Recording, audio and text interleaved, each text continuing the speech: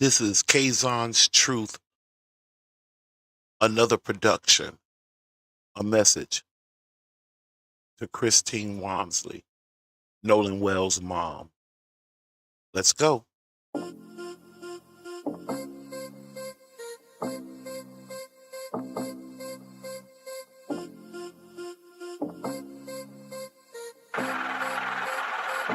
Beat money.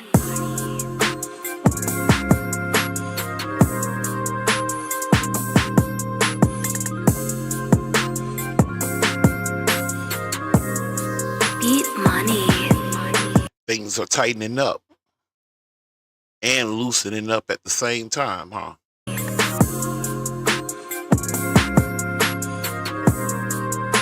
My name is Kaazon, and welcome to Kaazon's Truth. Let's knock out the house cleaning real quick. Anytime you have any questions or concerns, ideas, I don't know, something you didn't feel comfortable with just setting out there. Nevertheless, email me, kaazon@gmail.com. There are no underscores, no numbers, no punctuation marks. Kaazon@gmail.com will get you in. To support this channel, first, hit that like button. Please subscribe. Let's get these numbers up. Share this content. This is the educational side. So do share. It is for adults, but I try hard to keep it in a position or a way you can run it by the babies.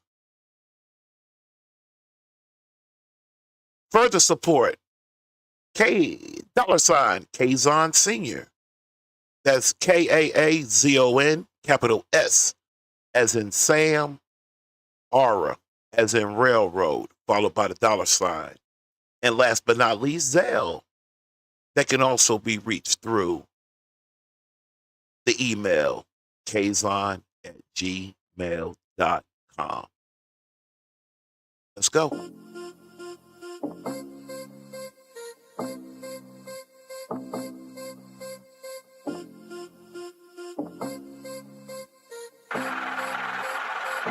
Beat money.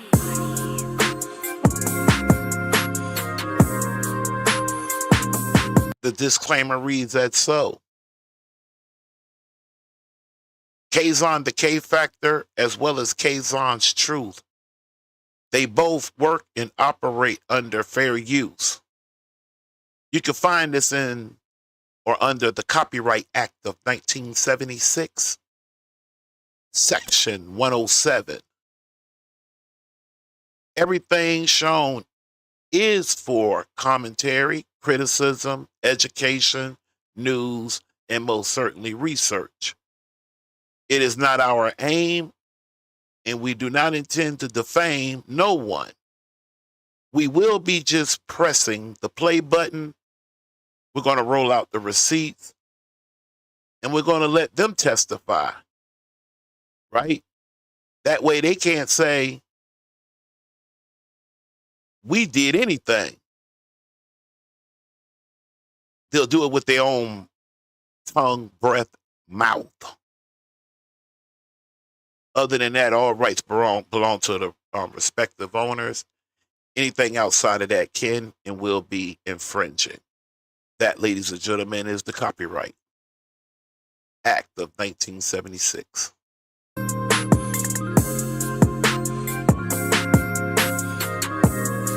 Beat money.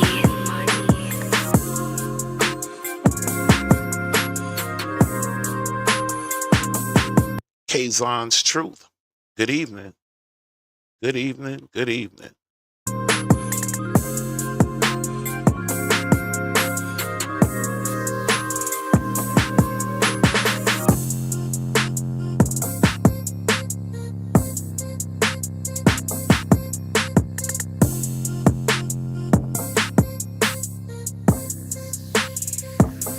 take a stroll down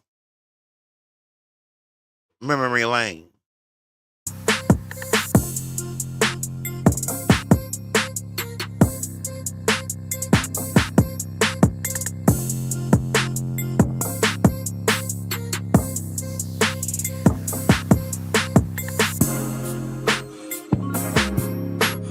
Beat money.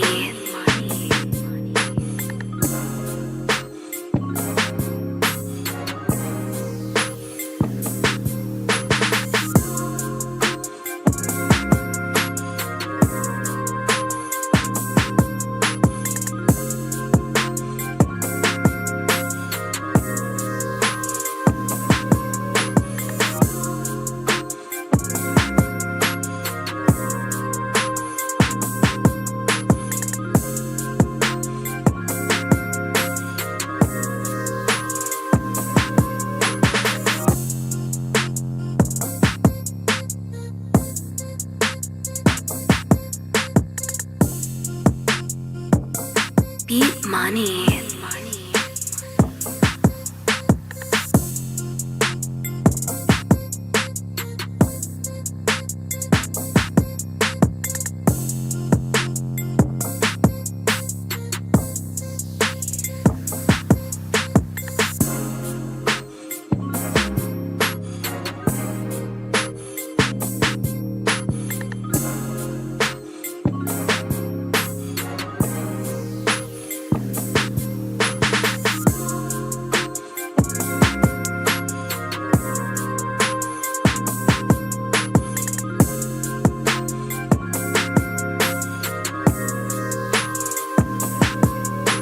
What happened to Nolan Wells? It itself has been about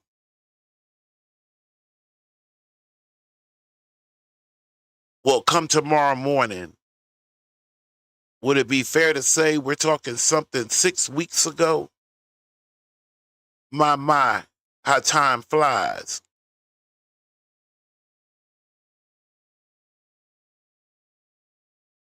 That overall question, what happened to Nolan Wells? Well, there is one thing we know for sure. And according to my notes that I will be using to keep me steadfast,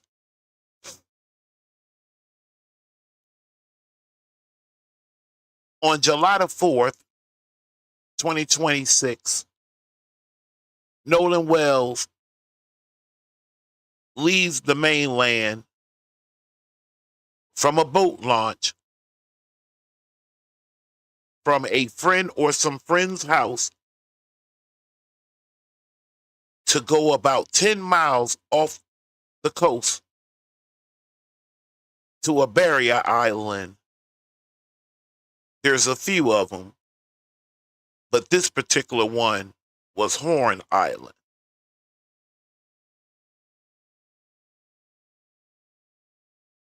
You have Dolphin Island, you have Ship Island. Good fishing grounds, good spaces to get away if you have a boat or a water plane. Nevertheless, this question has been drugged as other actors are doing the acting.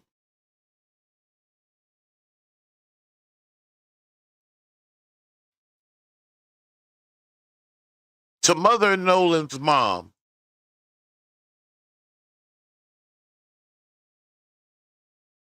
I think we have possibly reached a milestone.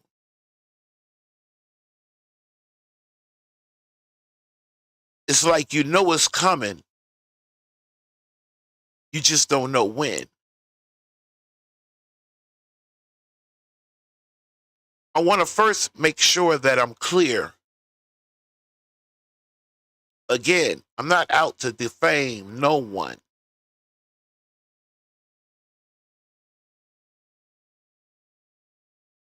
But there's rules to this thing. Let's venture back, if you will, and let's see people's perspective early off, and then we'll talk about it some more. I will say this before I get started. If this ever reaches Miss Christine, Mr. Elmo, that y'all do keep full steam ahead. This whole thing of nobody knows nothing is hogwash. Let's Brian jump in. Brian Treasure. Those two guys went out to Horn Island. They went on the island. They canvassed around. They went and ran a grid with the boat, put the drone up, looking for any signs of Nolan. Did not find anything. By late afternoon, some weather was moving in offshore. So out of abundance of caution, they came back in, and that's when we decided that we were going to put a plane up the next morning on 6th July.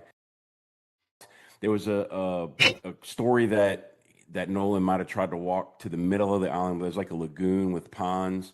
But they went over there and they showed me pictures saying, "Hey, look, there's a lot of thorny bush. There's cactuses. If he was over here barefoot, he would have abandoned this idea pretty quickly. So we don't think that there's any reason to really search around here."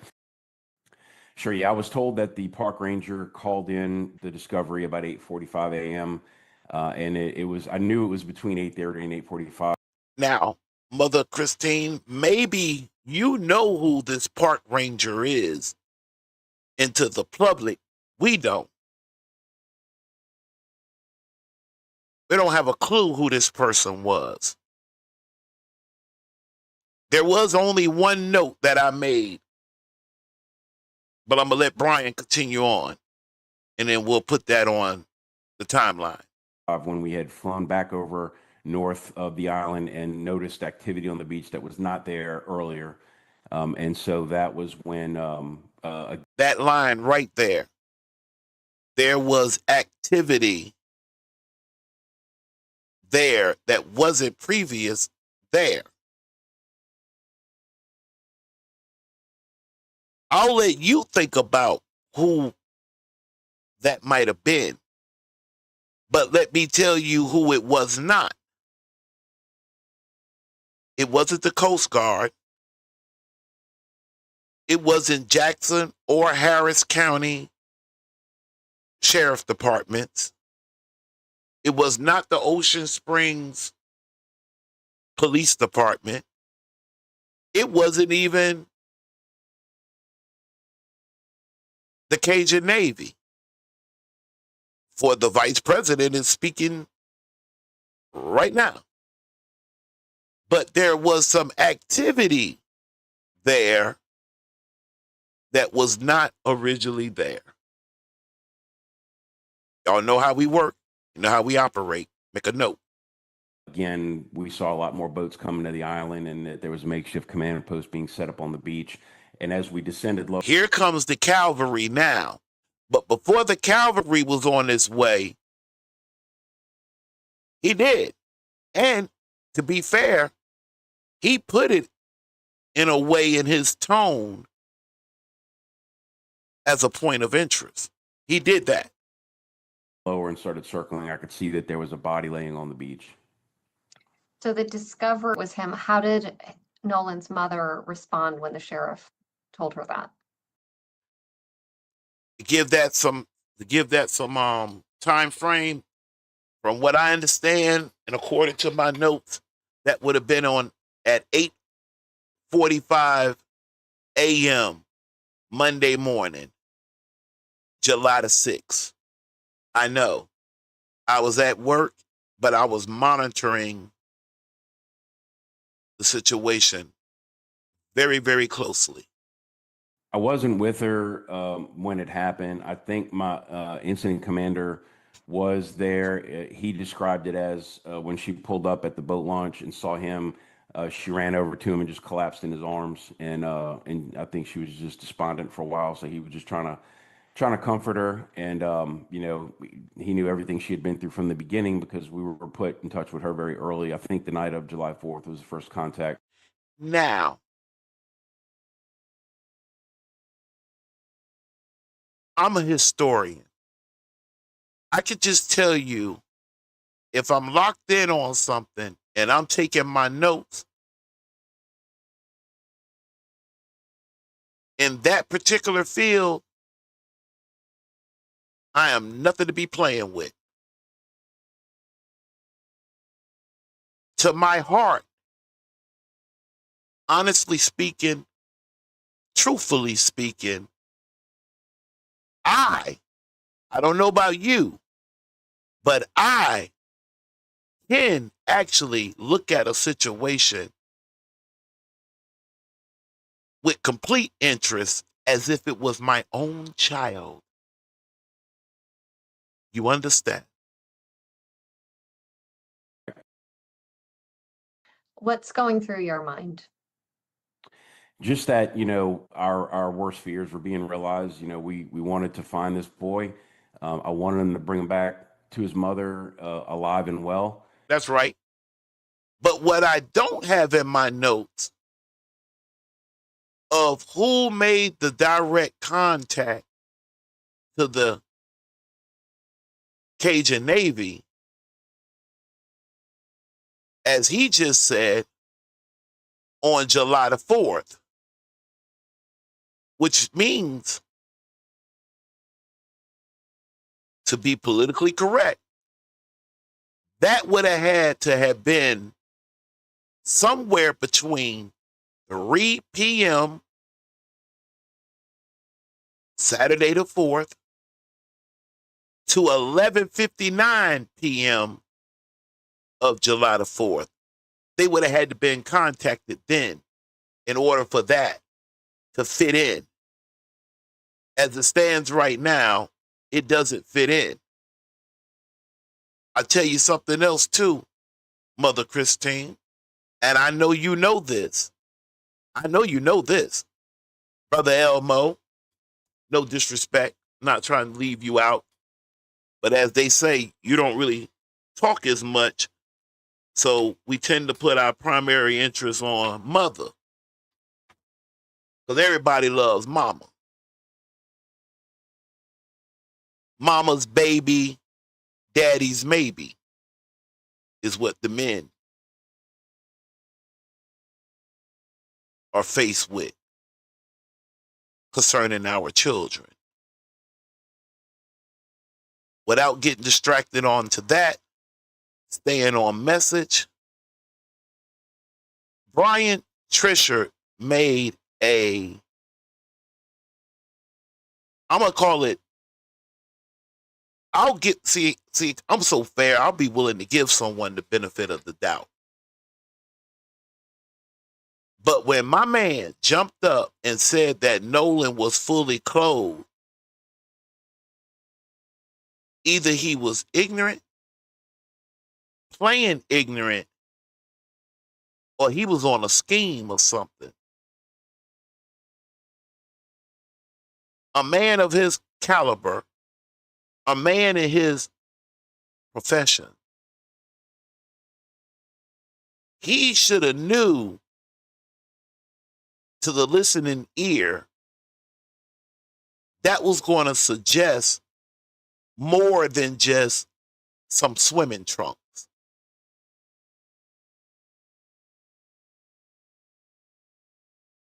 For example, we can't see lower than the shirt, but the fact that he has on a shirt, we're going to assume that he's fully dressed. So that when you said that on Nancy Grace, I know it turned my head I had to readjust. That was a newbie. Didn't see that coming. Didn't know that.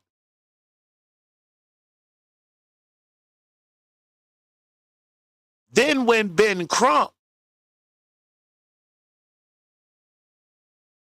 and this is the part that kind of made me start looking at Brian Trisher with a side eye.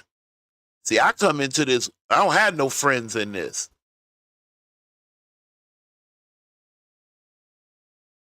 I saw it come across my Facebook. Truthfully speaking, I saw it. I kind of kept it moving. Didn't think much of it. Really, to be honest with you, just the fact that it was the 4th of July.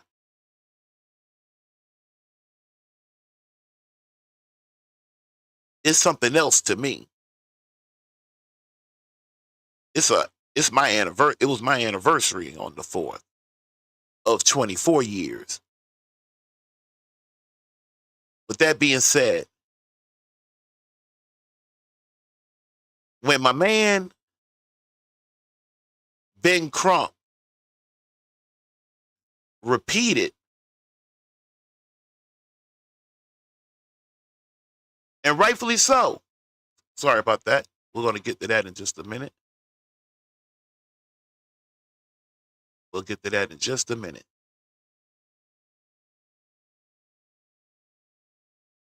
When Ben Crump repeated, because he was baffled. I'm telling you, for a hot 10, 15 minutes, everybody was on stun off of what that one man said in one particular interview.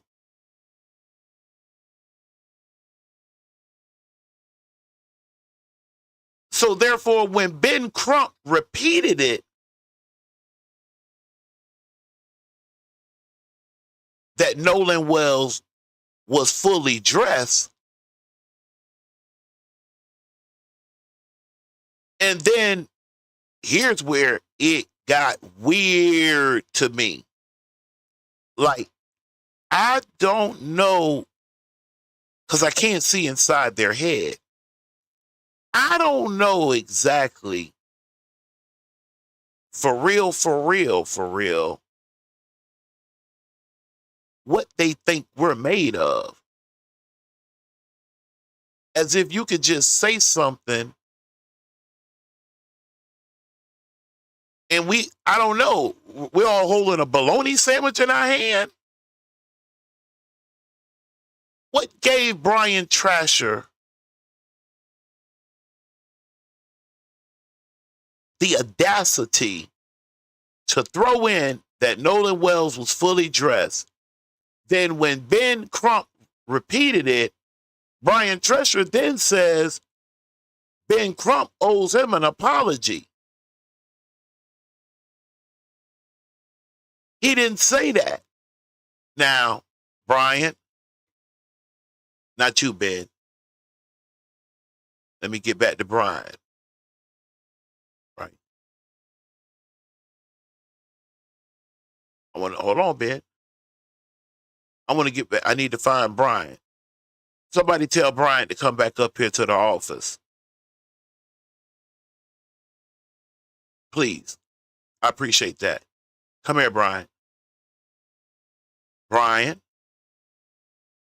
why did you do that? You do know when you made that statement, it was on national TV with a very well-known person hosting by the name of one Nancy Grace. I don't have any dog in the fight.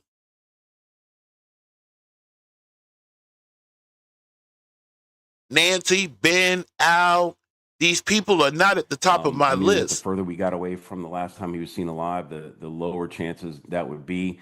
But, you know, in these kind of situations, you try to stay positive. You have no choice but to stay positive or you'll go crazy. But you know, whenever we make a recovery and it's a positively identified recovery, that's when it becomes real, and I'm a parent. I can't even imagine being in that situation. First, the horrible hours of knowing your child's missing, not knowing where he or she's at. Then you hear that they find a body, and then somebody from position of authority tells you that, the bad news that they do believe it's your child. I never want to be. I've seen enough of that happen. Look, we have our own in-house. Sister Christine and Brother Elmo, I'm not trying to walk y'all, through this like that. There's a bunch of people speaking on this case. Some of them are expert in certain areas. I am of that arena, and I stay in my lane. I'm not a doctor, so you're not going to hear me explaining anything from a medical standpoint no more than what's on a report.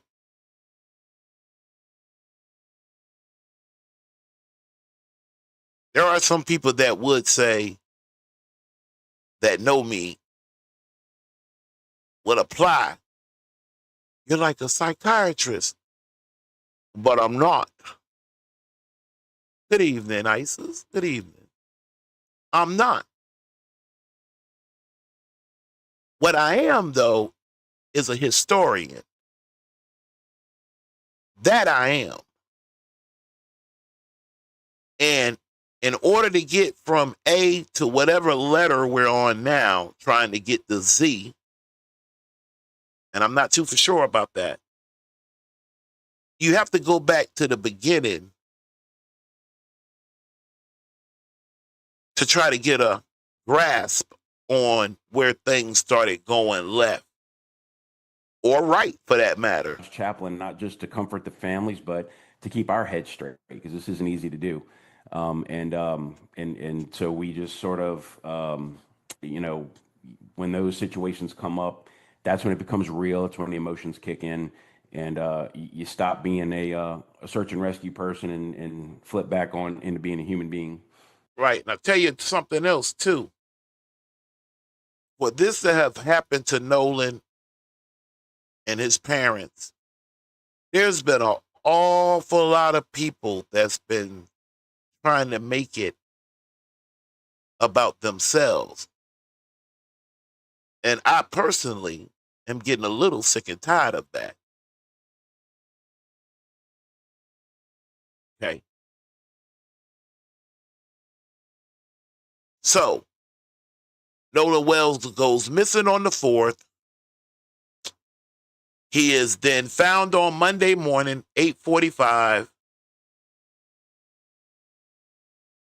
All right, now, here's where things become interesting. And you're going to have to think back. From Saturday to 8:45 to 10 a.m., July the 6th, that's that Monday. 2 different things, in my opinion, was going on. One, the YouTube world, public opinion, were 1 by 1, 2 by 2, 10 by 10 becoming involved.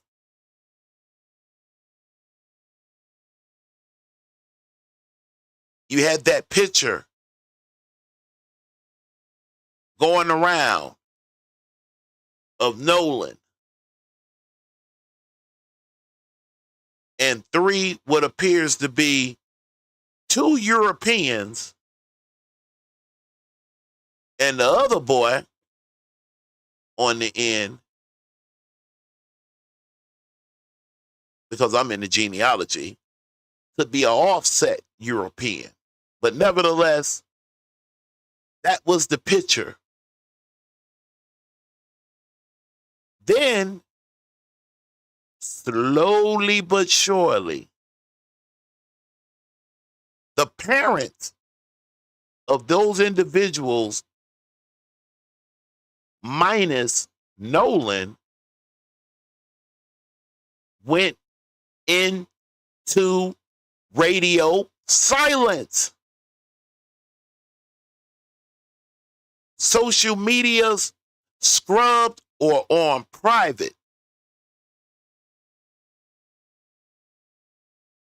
Here comes an opinion. All of that had been done except one thing. The most important thing.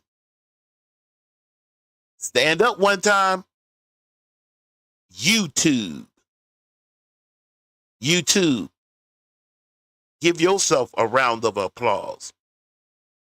They were monitoring YouTube. I'm almost certainly sure of it. Because they did something different. And in order for you to see it, you would have to step outside of your box if you can. Take a peek into their box. Radio silence. Social media straight scrub. Quiet. Retain. I did not say hired. You understand? I said retain attorneys. Then a narrative was set before us. Right? You remember? And then, what's going on, Libra? Good evening. And then, not one, but two. I heard somebody say three. I don't have any proof of three. So for us at Kaazon's Truth, we're going to stick with two. She made two, and I believe it's fair for me to say, formal statements with times, actions, resolve, all wrapped into one.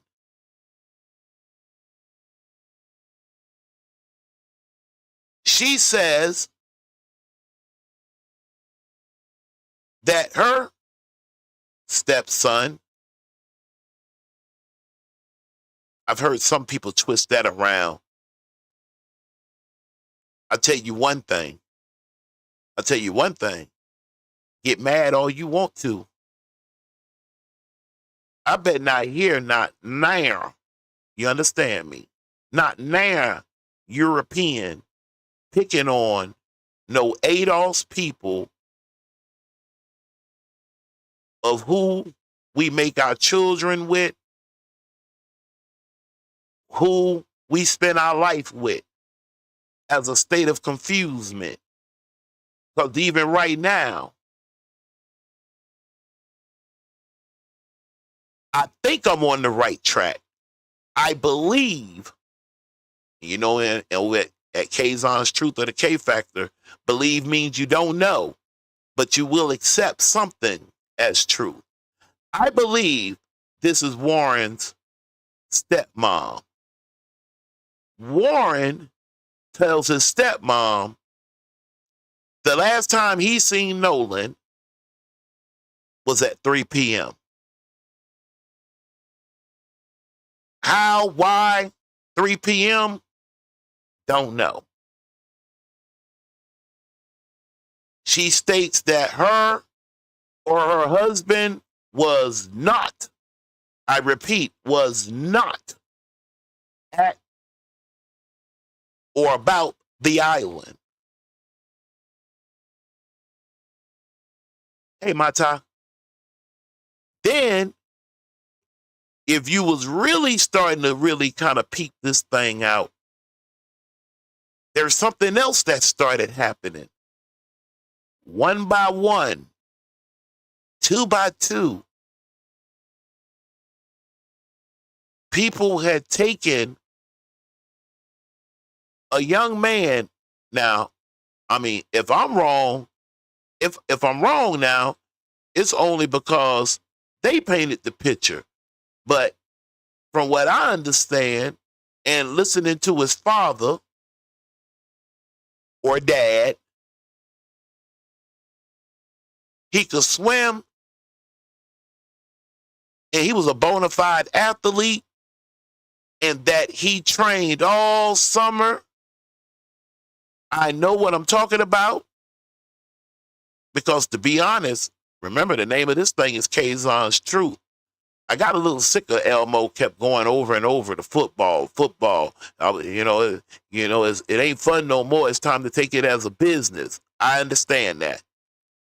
I'm a college football like guru. I have my team I rock with and been rocking with them for years. I get that part. I never once heard him say what the boy was going to be majoring in. I do know his mom said he wanted to have 3 daughters. Therefore, they couldn't go down the avenue of, because remember now, they're throwing everything on the table just as well as we're throwing everything on the table of what we had to work with. We're not even a full 72 hours into this. I said it earlier on another video. In my opinion, and we gotta have to get really, really deep into this with Ben Crump. Ben Crump and Al and the gang was almost anywhere from 96 to maybe like 106 hours behind the ball because keep up now. The boys' parents had the boys and themselves on radio silence. They not talking. People that understand the legal arena know that there's nothing wrong with that. However, to the layman's, if you ain't done nothing, what the hell are you hiding and jiving for? But I got to give it to them, though. They made a smart move. Don't beat yourself up. I participated in it. I didn't see it at first, although it did have my interest and attention. They allowed us to build their alibi. We started building the story. Okay. Mother Nolan Wells. This is where it gets tricky. Some of the parents of these children are of the type elite of that area. In other words, they have friends in high places.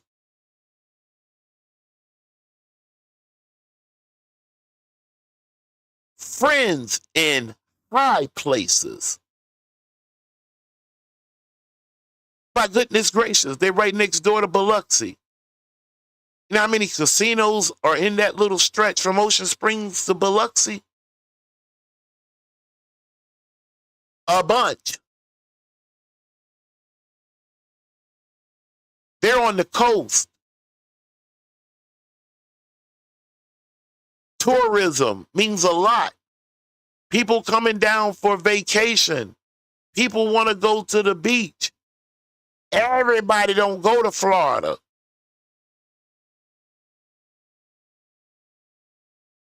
Gulf Shores, Alabama is beautiful.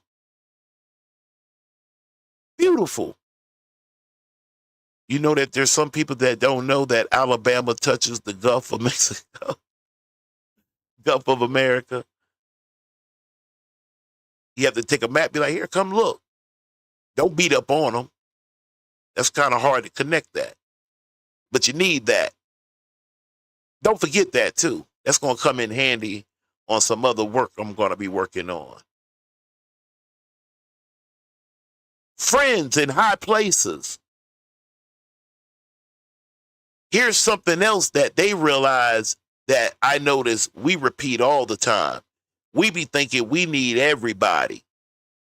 Man, when we all come together, see, when everybody get together, if everybody was to pull, if everybody was to, they know better. They know you don't need no everybody. Are you kidding me?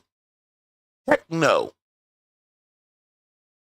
But what they do need is people in particular positions. One of those positions that now or not too long ago was demonstrated to myself.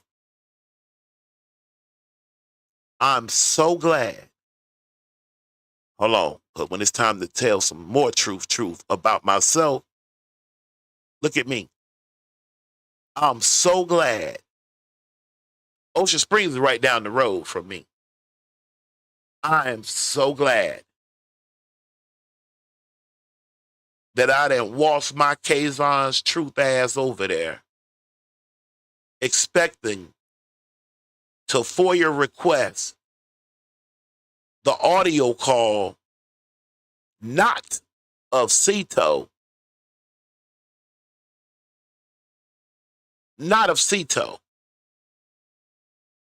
but the Coast Guard.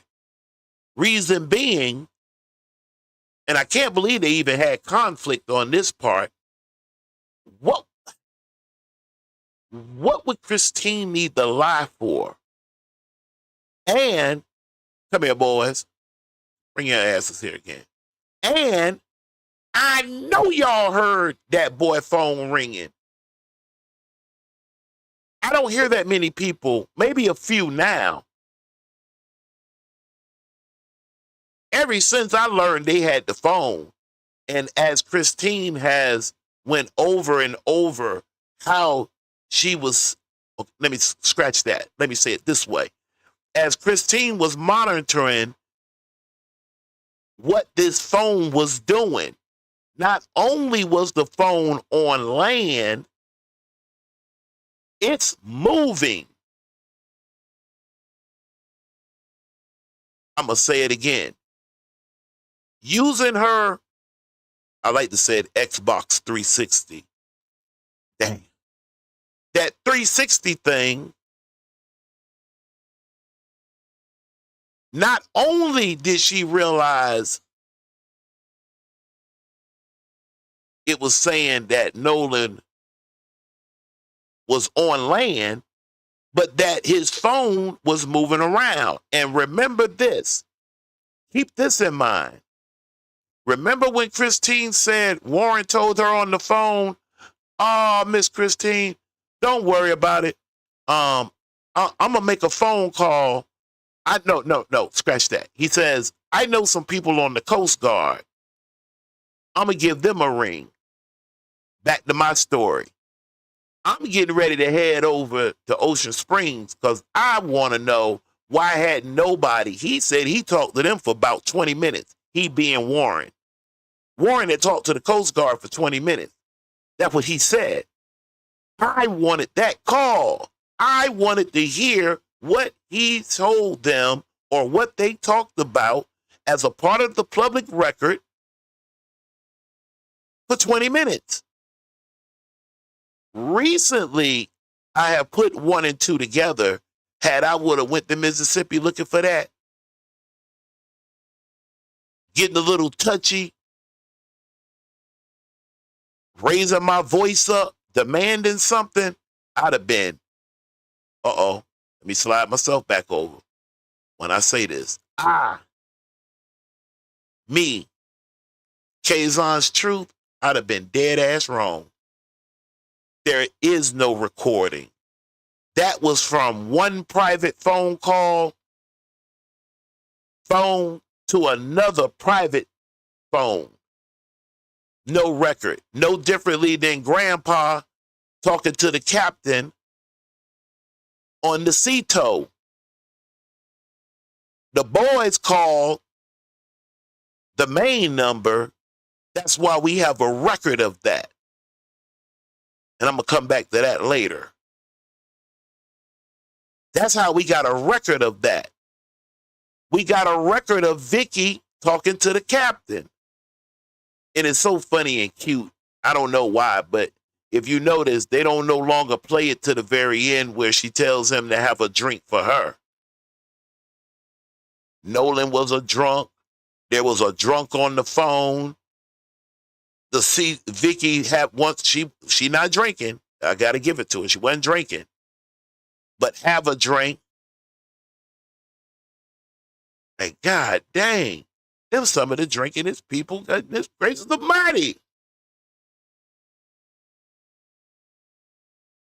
What you don't have is the phone call between Captain and Grandpa. We don't have that. No, sir. No, ma'am. Then, let's get over here to this. We can keep moving. We're just going through the history. We're just trying to make sure we ain't missed nothing. Nope, I don't want that. I definitely want that, but not yet. I want that. Because what I'm gonna say in a few minutes, I'm sorry, it's gonna make you think a little bit. What really is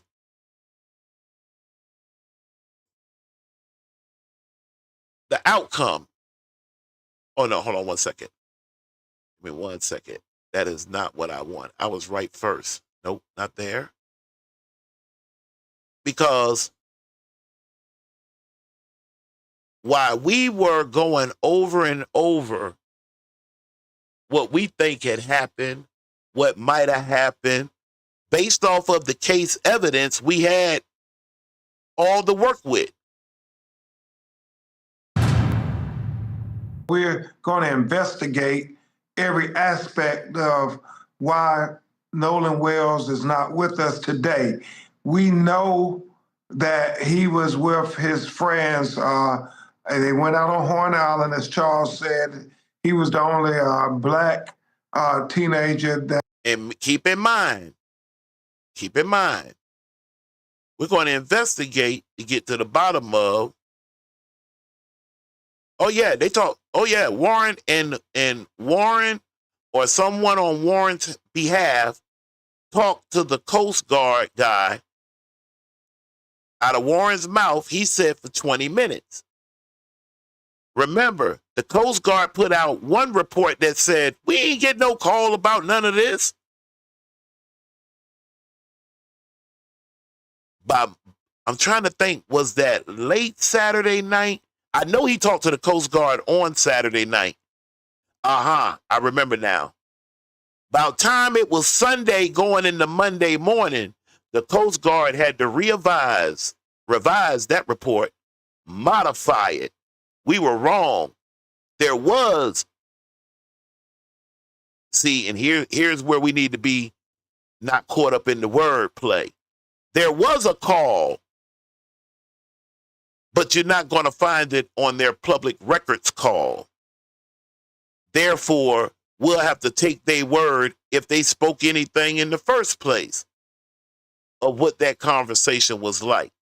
And I remember this very well because at the very end, Warren told Mother Christine, oh, don't worry. And that, I'm talking about Mother Nolan got spicy. She said, don't tell her that. Don't tell me not to worry. All y'all asses is back. His phone is back. His keys, I can get him not taking his keys. I really can. I don't have to make no big whoa over that. He at the homie house. The car is there. I can see him leaving the keys there, not dragging them on, because that's where he's coming back to. Phone. He taking phone. Christine said to Warren, don't tell me that. Okay. I'm glad you asked that, Isis. Thank you. That was there. And, you know, all of them came back safely on the boat with his cell phone, Harvey. But Nolan's body was found washed up on the shore on Monday morning. His family is not accepting that it was an accidental drowning. Or nobody seen nothing. I would have been hammering down on that part. You're not going to give me that. Nobody seen nothing. Man, look. Y'all like that island? Y'all do? You love it? You like to go there and fish? Do you not want me to? Where that play button at? They haven't been told anything, but that's been the suggestion, and they're not accepting that because Nolan was a college football player. He was a superior athlete. He was in great fitness and condition, and so for them to try to say, well, we got his phone, but we don't know where he's at, and then he turns up dead. They are not accepting it, and there are so many questions, so many contradictions. I know there is one friend, a young woman, who has come forward and has spoken to the police, and I'm wondering if she's spoken to you and how her version of events differ from what the other friends have said. Now, if that was the other way around and that was our people, these people know they protecting these names. Oh, I got y'all a special one coming up when we bring that Eric versus Quentin. Remember, don't forget. I ain't forgot. I let me relax. I promise you, I have not forgotten nothing. When I rock y'all soul with that, I'm gonna need everybody in attendance, especially from the K Factor crew. Yeah, we gonna all pull over at the other office. We gonna see if since everybody trying to make it sound like, especially that barber dude, the little barber guy that said he knew Nolan as a kid, he used to cut his hair. I think he even went as far as to say he gave Nolan his first haircut. You know, the one with the beard. I'm gonna get back to him. Yes, indeed. She hasn't spoken to us, but we know her statement that she released publicly. She said that she was talking to Nolan, and then Nolan said, well, I'm going back to the boat with the guys I came with. That's her version. She said that he did not leave with her, that he went back and got in the boat with the other boys. Well, the boys say that when they was talking to Nolan, he said he wasn't going to get in the boat with them, that he was going to stay with her, stay behind with her. Their statements contradict one another, and that is something that's very troubling. On top of the fact, to this very day,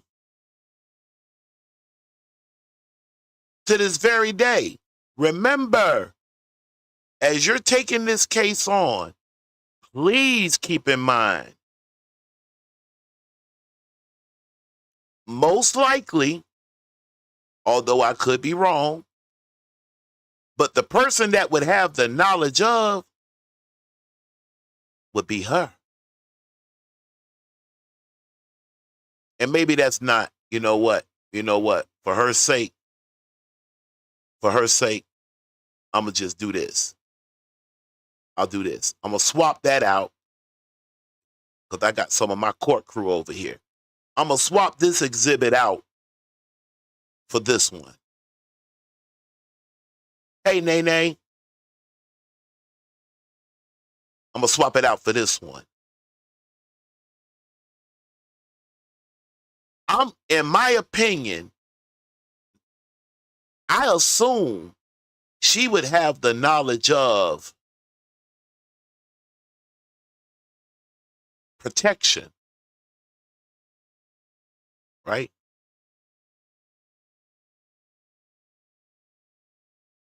The girl said one thing. The boys said another. Then radio silence. And they're letting us work this thing out. And then right when we think we got a part figured out, and I can imagine the kitchen was getting hot. Huh? It gave them enough wiggle room to fill in the blank. Y'all know we do that at the K Factor all the time. Sonia is a fill in the blank. You feel me? If you know, you know. If you haven't came over to the K Factor, then hey, come check us out. K Factor. The link is down in there in the description. Radio silence. Retain attorneys. Put social media on private.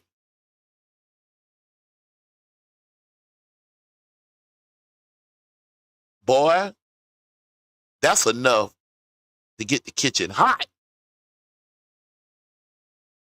Okay, go ahead and finish on up, Crump. Well, that's what they were saying. That we know there are videos circulating where there's an argument where you hear Nolan arguing with somebody, and we're trying to say this is too much to just try to sweep under the rug. And here's one example right here. You can say the show is starting now. They had to do something. Something had to happen. They had to do something because of that right there, what Ben Crump said. Let me slack this back a little tad. Where there's an argument where you hear Nolan arguing with somebody, and we're trying to say this is too much to just try to sweep under the rug. No, we want to have a thorough investigation as if it was 3 black boys and a white boy who was with them ended up dead. We want that same investigation. You have such a history with civil rights cases. Now, listen, I feel him. I feel him. But masterminds, that dog don't hunt. Oh, good. I got my own thing. Okay. When that story, I got to do this one more time. Just one more time. The fact that we know there are videos circulating where there's an argument. They like, okay, wait a minute. We got to do something. Damn, what can we do? We need to figure something out. So they did. This is when they called the young man Tristan to the game. And as I pull Tristan up real quick,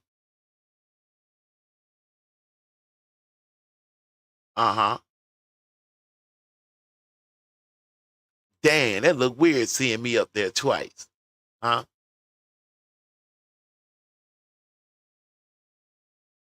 Tracestan was now needed. Y'all know how many days we were into this? 9. We had done went from Monday to Monday. What Ben Crump was saying right here. We are operating off of this. We operating off of this. Their statements contradict one another, and that is something that's very troubling. On top of the fact that we know there are videos circulating where there's an argument where you hear Nolan arguing with somebody. Tracestan said, that's him. Check it out, though. Remember, the person was saying, give me back my effing phone. What are y'all doing with my effing phone? Tracestan never, to this day, has never told. He agreed to Op Tatum, that y'all call Officer Tatum, Brandon Tatum. I wish I could have a conversation with him. He better go deal with Omar or that psychotherapist. He gave Tracestan a bone. He said it out of his mouth. Op Tatum said, yeah. So when the part came about, hold on, let's see here. Hold on. They let them go along with whatever they were going along with the story. Right? Hold on. So they left. What do you mean, guys? He opted to stay, and so they left. But then, hold on. Place where the fight is over, whatever happened, happened. Nolan is somewhere, you're hanging out. And when was the last time that you saw Nolan before you left Horn Island? Not that part. I don't want that part. Bear with me 1 second here.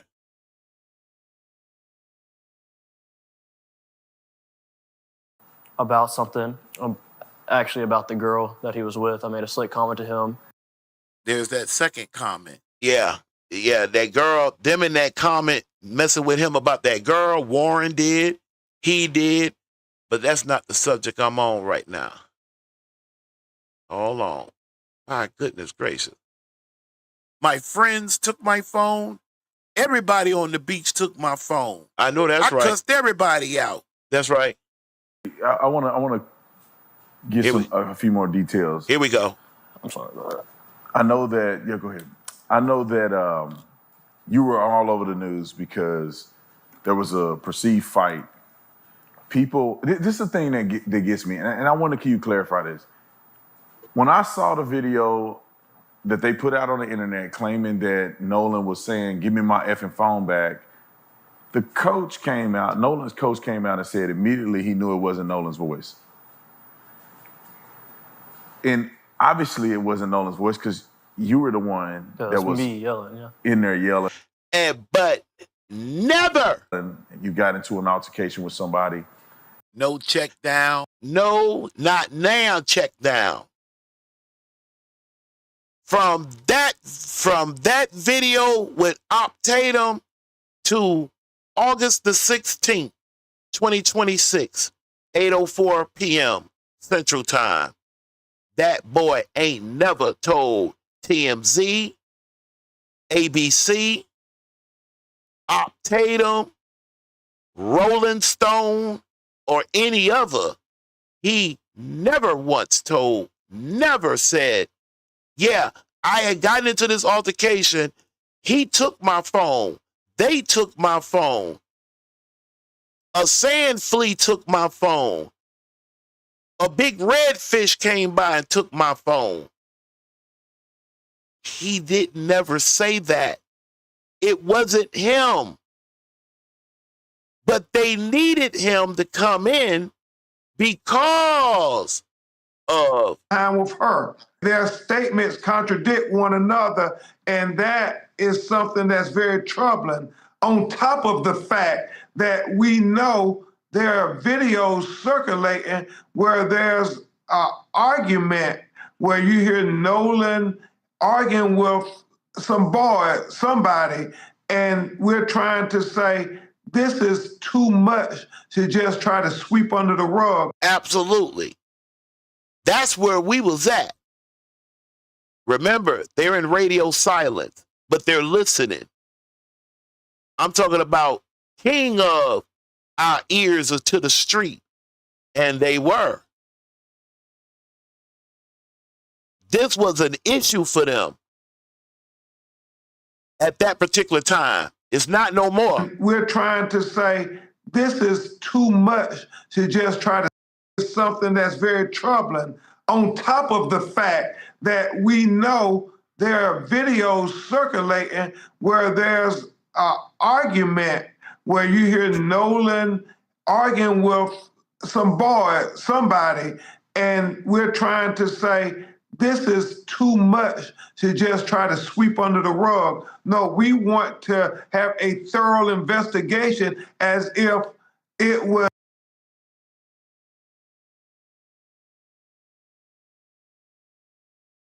Sorry. Topic of the subject the whole time. 1 second. Hold on 1 second. And the guy got in. Did you? In there yelling, you got into an altercation with somebody. What happened after that? Like, put me in. This is where the bullshit question come in. From the time they showed up until now, going back to it, 20 minutes before they left, I was with them. That's who I was with. I spent all day with them, minus the morning time before they got out there. But from the time they got out there to the time they went back in, I was with them. Now you heard that. I know that's right. All right, let's go. People, this is the thing that gets me, and I want to you clarify this. When I saw the video that they put out on the internet claiming that Nolan was saying, "Give me my effing phone back," the coach came out, Nolan's coach came out and said immediately he knew it wasn't Nolan's voice. Right. You ain't heard him mention no more. That's just how much, not you guys on that side or the people on Christine and Elmo under Team Nolan's side. Never been mentioned again. He want to keep that job, don't he? And it wasn't the head coach neither.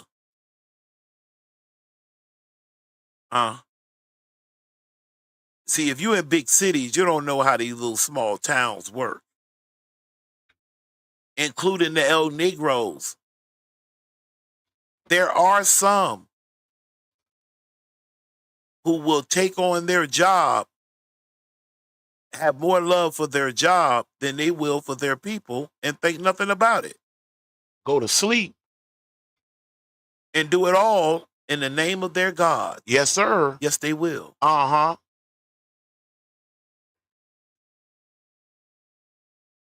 Please continue. My man says, well, hold on.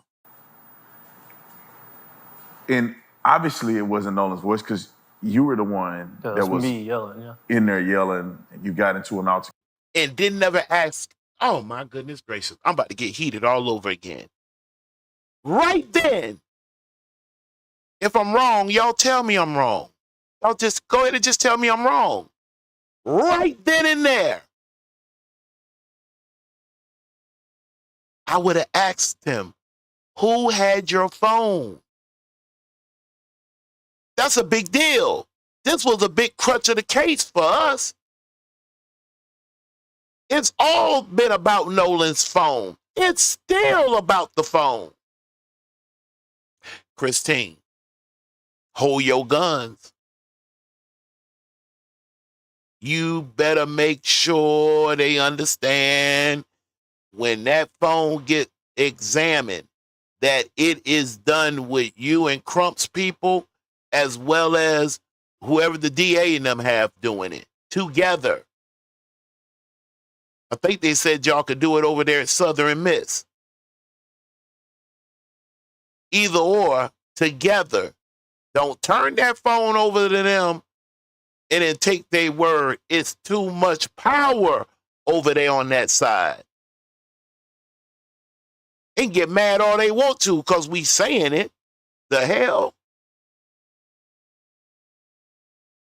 And we're trying to say this is too much to just try to sweep under. And that is something that's very troubling. On top of the fact that we know there are videos circulating where there's an argument where you hear Nolan arguing with somebody, and we're trying to say this is too much to just try to sweep under the rug. No, we want to have a thorough investigation as if it was 3 black boys and a white boy who was with them. Right. You ain't heard him mention no more. That's just how much, not you guys on that side. With some of the fight back they came up with. Nevertheless, though, it don't change the fact. Keep this in mind. Tracestan is a liar. Talking about that was him on that video. And I told him everything, which was go to plan. We were leaving a little bit earlier than them. I was going to try to have a spot saved out. And Nolan calls me at 11 o'clock. I missed his phone call. He called me twice. I missed both of them. I saw Wyatt and Nolan on the boat. They pulled right in front of our boat. And they were screaming. I turned my head and I was like, yo, there's a spot over there, where they end up anchoring out. I helped them set their stern anchor. From that. Now that answered one of the questions. He saw Wyatt and Nolan on the boat. So Nolan rode over with Wyatt. Warren, I know, wasn't on the boat because he was teeing me off with, how do you know what they were doing on the boat? And you're not even on the boat with them, going out to the island. That's just a point I was. From the time they showed up until now, going back to it, 20 minutes before they left, I was with them. That's who I was with.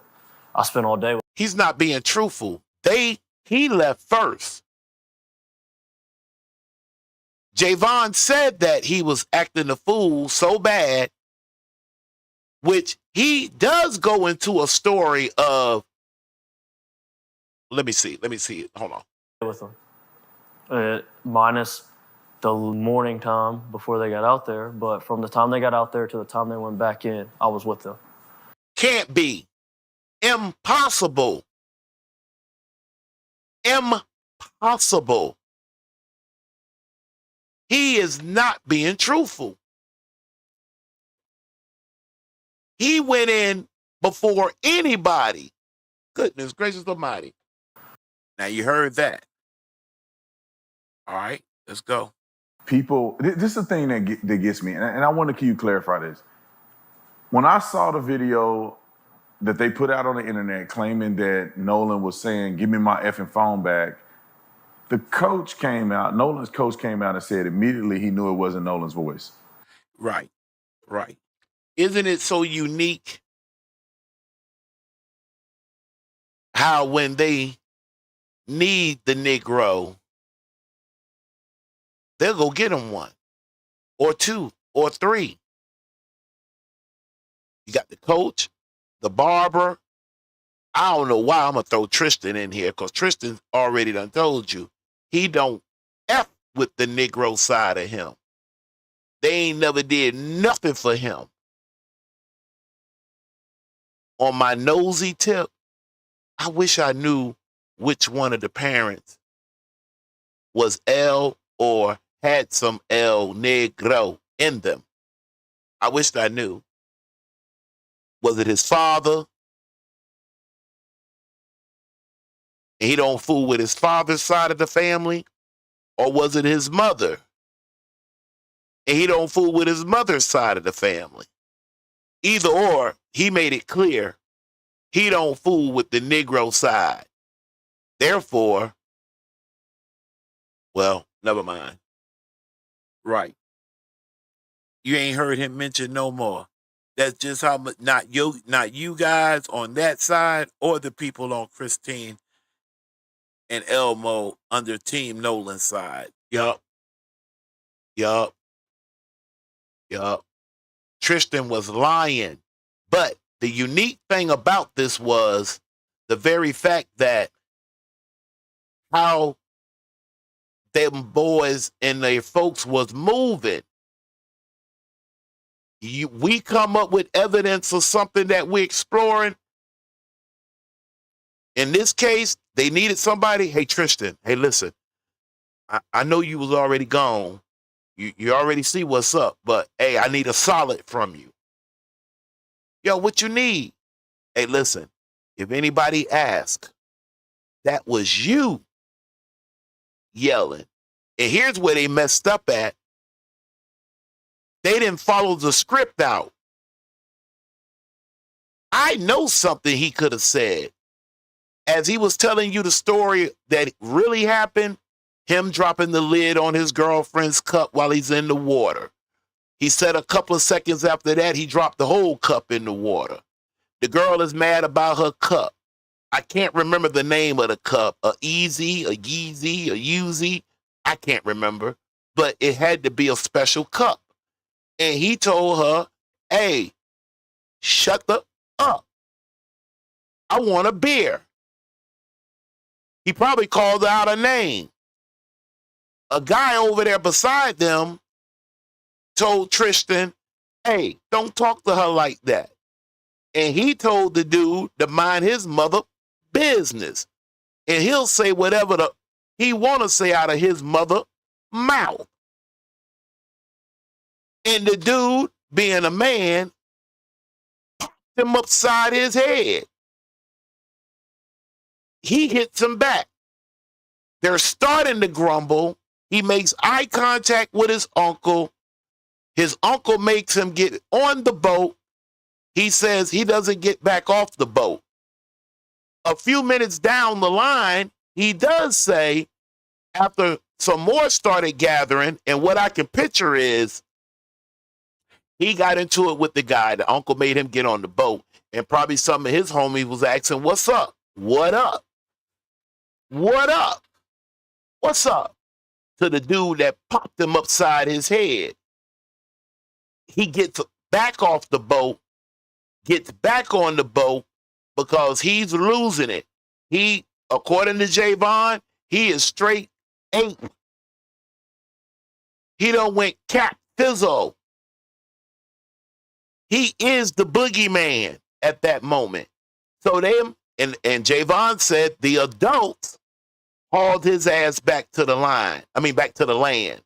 Now, how in the world, if that happened, was you with the Warren and Wyatt and Bart, Adam? What's the other scary dude? I'm going to get to him in just a minute. All of them. How in the world was you with them from beginning to end and you went back early? You're lying, you effing liar, you's a liar. I'll look that boy dead in his face. He balled them hands up. He gonna wish he was back with that dude back in that water. I'm sick of this bullshit. I'm sick of it. Open, blatantly lying. And then Crump up here talking about something. If it was the other way around, you already know what it would look like, man. Circulating where there's an argument where you hear Nolan arguing with somebody, and we're trying to say, this is too much to just try to sweep under the rug. No, we want to have a thorough investigation as if it was 3 black boys and a white boy who was with them ended up dead. We want that same investigation. You have such a history with civil rights cases. You're not getting that same investigation. And you already know why. But I'm going to get to that in a few. You already know why. You got our people operating up under something that may get the personal person something, may. And I'm going to tell you why I say may in just a few shakes. Are you suggesting race is an issue here? We're talking about the state of Mississippi, and we know, based on the history of America, in the Deep South, there have been many racial killings where there were nobody held accountable. We don't know what happened here, but we cannot forget history, and we have to respect his parents saying that. That's where I come in. One of the baddest historians on YouTube. I'm talking about solid history. I ain't finna leave you there just being black. You have no idea what you're doing. We want an independent investigation because we're not trusting people who are affiliated with Mississippi law enforcement. We have too many lived experiences as black people in America. It's not adding up. It is simply not adding up. The fact that what teenager gives up their cell phone, that is always something that has us bewildered. The fact that his parents, his mother and father, when they're looking at the phone, they're seeing some deleted messages. So they're trying to figure out what's that about. So we want to dot every I, cross every T, and look under every rock, literally, because they are not accepting that the... Come on, be honest. You know someone, loved one, that mysteriously something done happened to them. A bunch of people telling a bunch of different stories that are not together. And then to top it all off, some of the children or young men that are involved, parents are judges, doctor. One of them, great-great-grandfather, was over a pharmaceutical company. Friends with the governor. Friends with state senators. Friends of Congress. Friends on the board of this. Friends on the board of that. They don't need everybody. They just need a few people who know somebody that knows somebody that knows somebody that knows somebody. You got to give it to them. That's sharp. To go into it knowing we don't need everybody. We don't need everybody. We just need a few. Like they got the Coast Guard all hemmed up. Coast Guard had to come back. Wait a minute. Oh, hell no. Christine, you're looking for the one who ain't with it. Where they're at, I don't know. I'm sure they done sent you something somewhere. You haven't looked yet. Look around. Hire you somebody to open up the mail. Get all of that stuff together. Somebody done sent you a kite that's not with the shit. They make movies off of stuff like this. The police saying where there's no foul play, let's just go ahead and move on. Well, they can't move on. That was the hope. Christine got on her job, though. Crump, not that it was your fault. You came into this too late. In that little town, people like this, son, they were moving at 110 miles per hour. You were barely touching 35. You understand? It was way too far out of hand, but yet in hand at the same time. Let's finish this part here up. Because Nolan is dead. Are they seriously investigating this? Are they talking to the family? What's the state there? We don't know what they're doing. As I understand it, they have not communicated with the family. Has Nolan's body been returned to the family? And Do you have plans for? We've covered cases like this with you before. That there's going to be an independent autopsy. We are flying Nolan's body from Mississippi to Washington, D.C. to have a doctor perform an independent autopsy because his parents wanted autopsy done by a doctor that had no affiliation with law enforcement in the state of Mississippi, because that's how concerned they are about getting to the truth. Like with Sandra Bland. Talking about sister hung us. Let me tell you something. Activists, we don't do anything to ourselves. Let's be clear on that. Activists, we don't harm ourselves. Oh, no, no, no. But even in that situation, and forgive me, because I don't want to be wrong, but I know for a fact, either the sheriff and the coroner was married, it was the chief police and the medical examiner that was married. Two people working in two different entities, but they work in concert together. And I really wish somebody would have reopened that up on Sandra Bland. Talking about she pulled the trash bag out of the trash can, made a noose, and hung herself. When they showed the picture of her facial expression, I became saddened. Because I know that sister didn't harm herself. I know that. It's one of them, if you know, you know.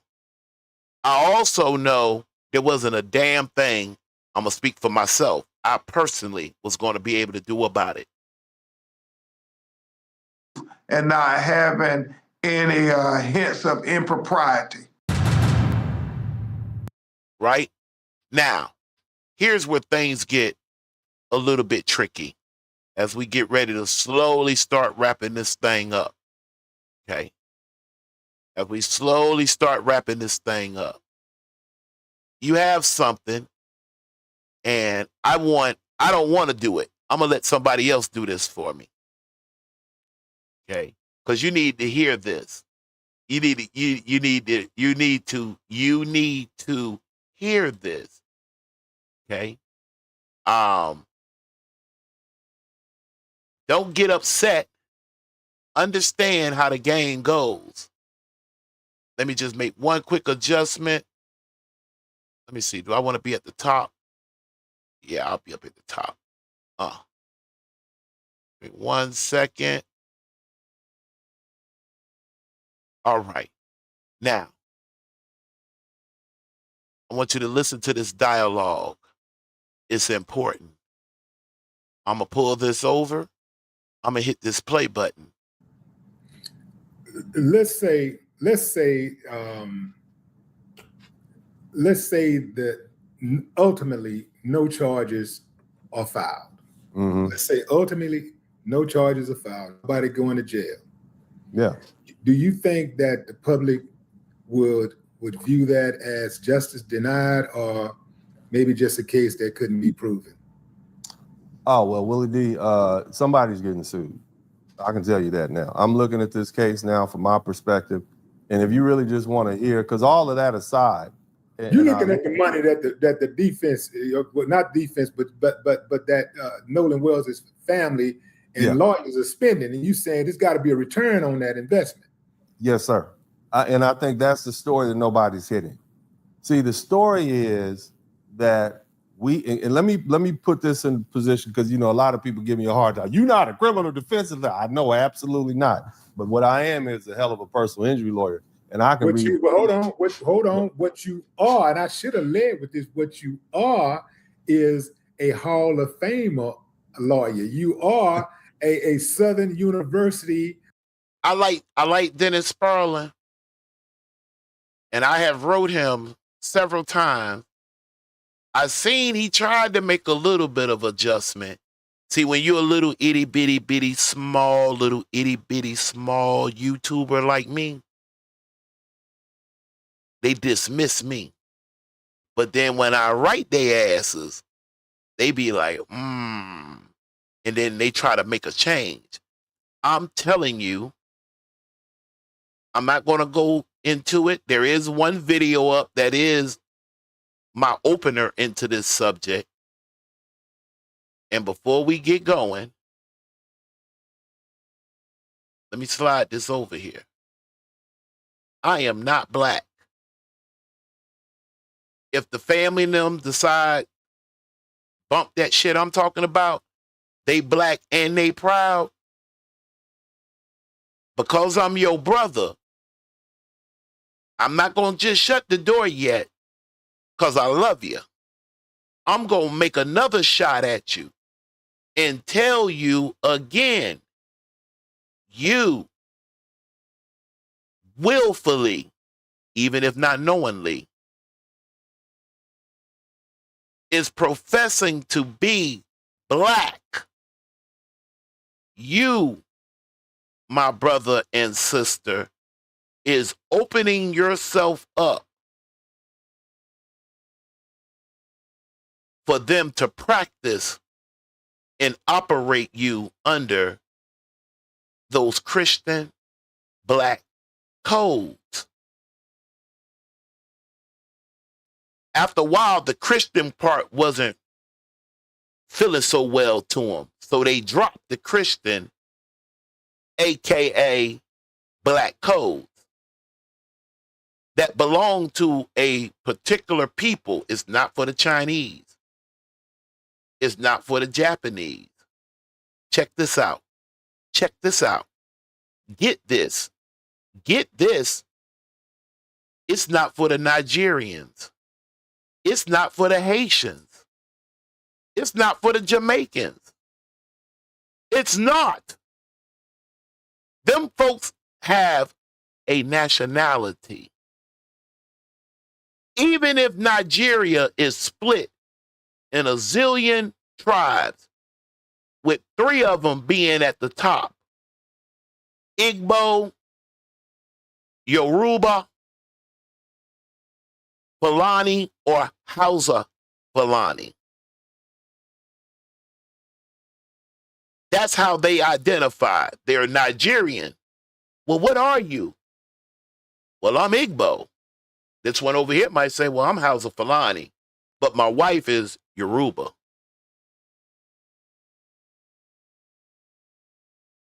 All of that has some context to it. You come over here to America, keep it in mind now, don't forget, a European male would take the life of another European male or female if she was caught or he was caught teaching you how to read and write. That's how serious this is, right?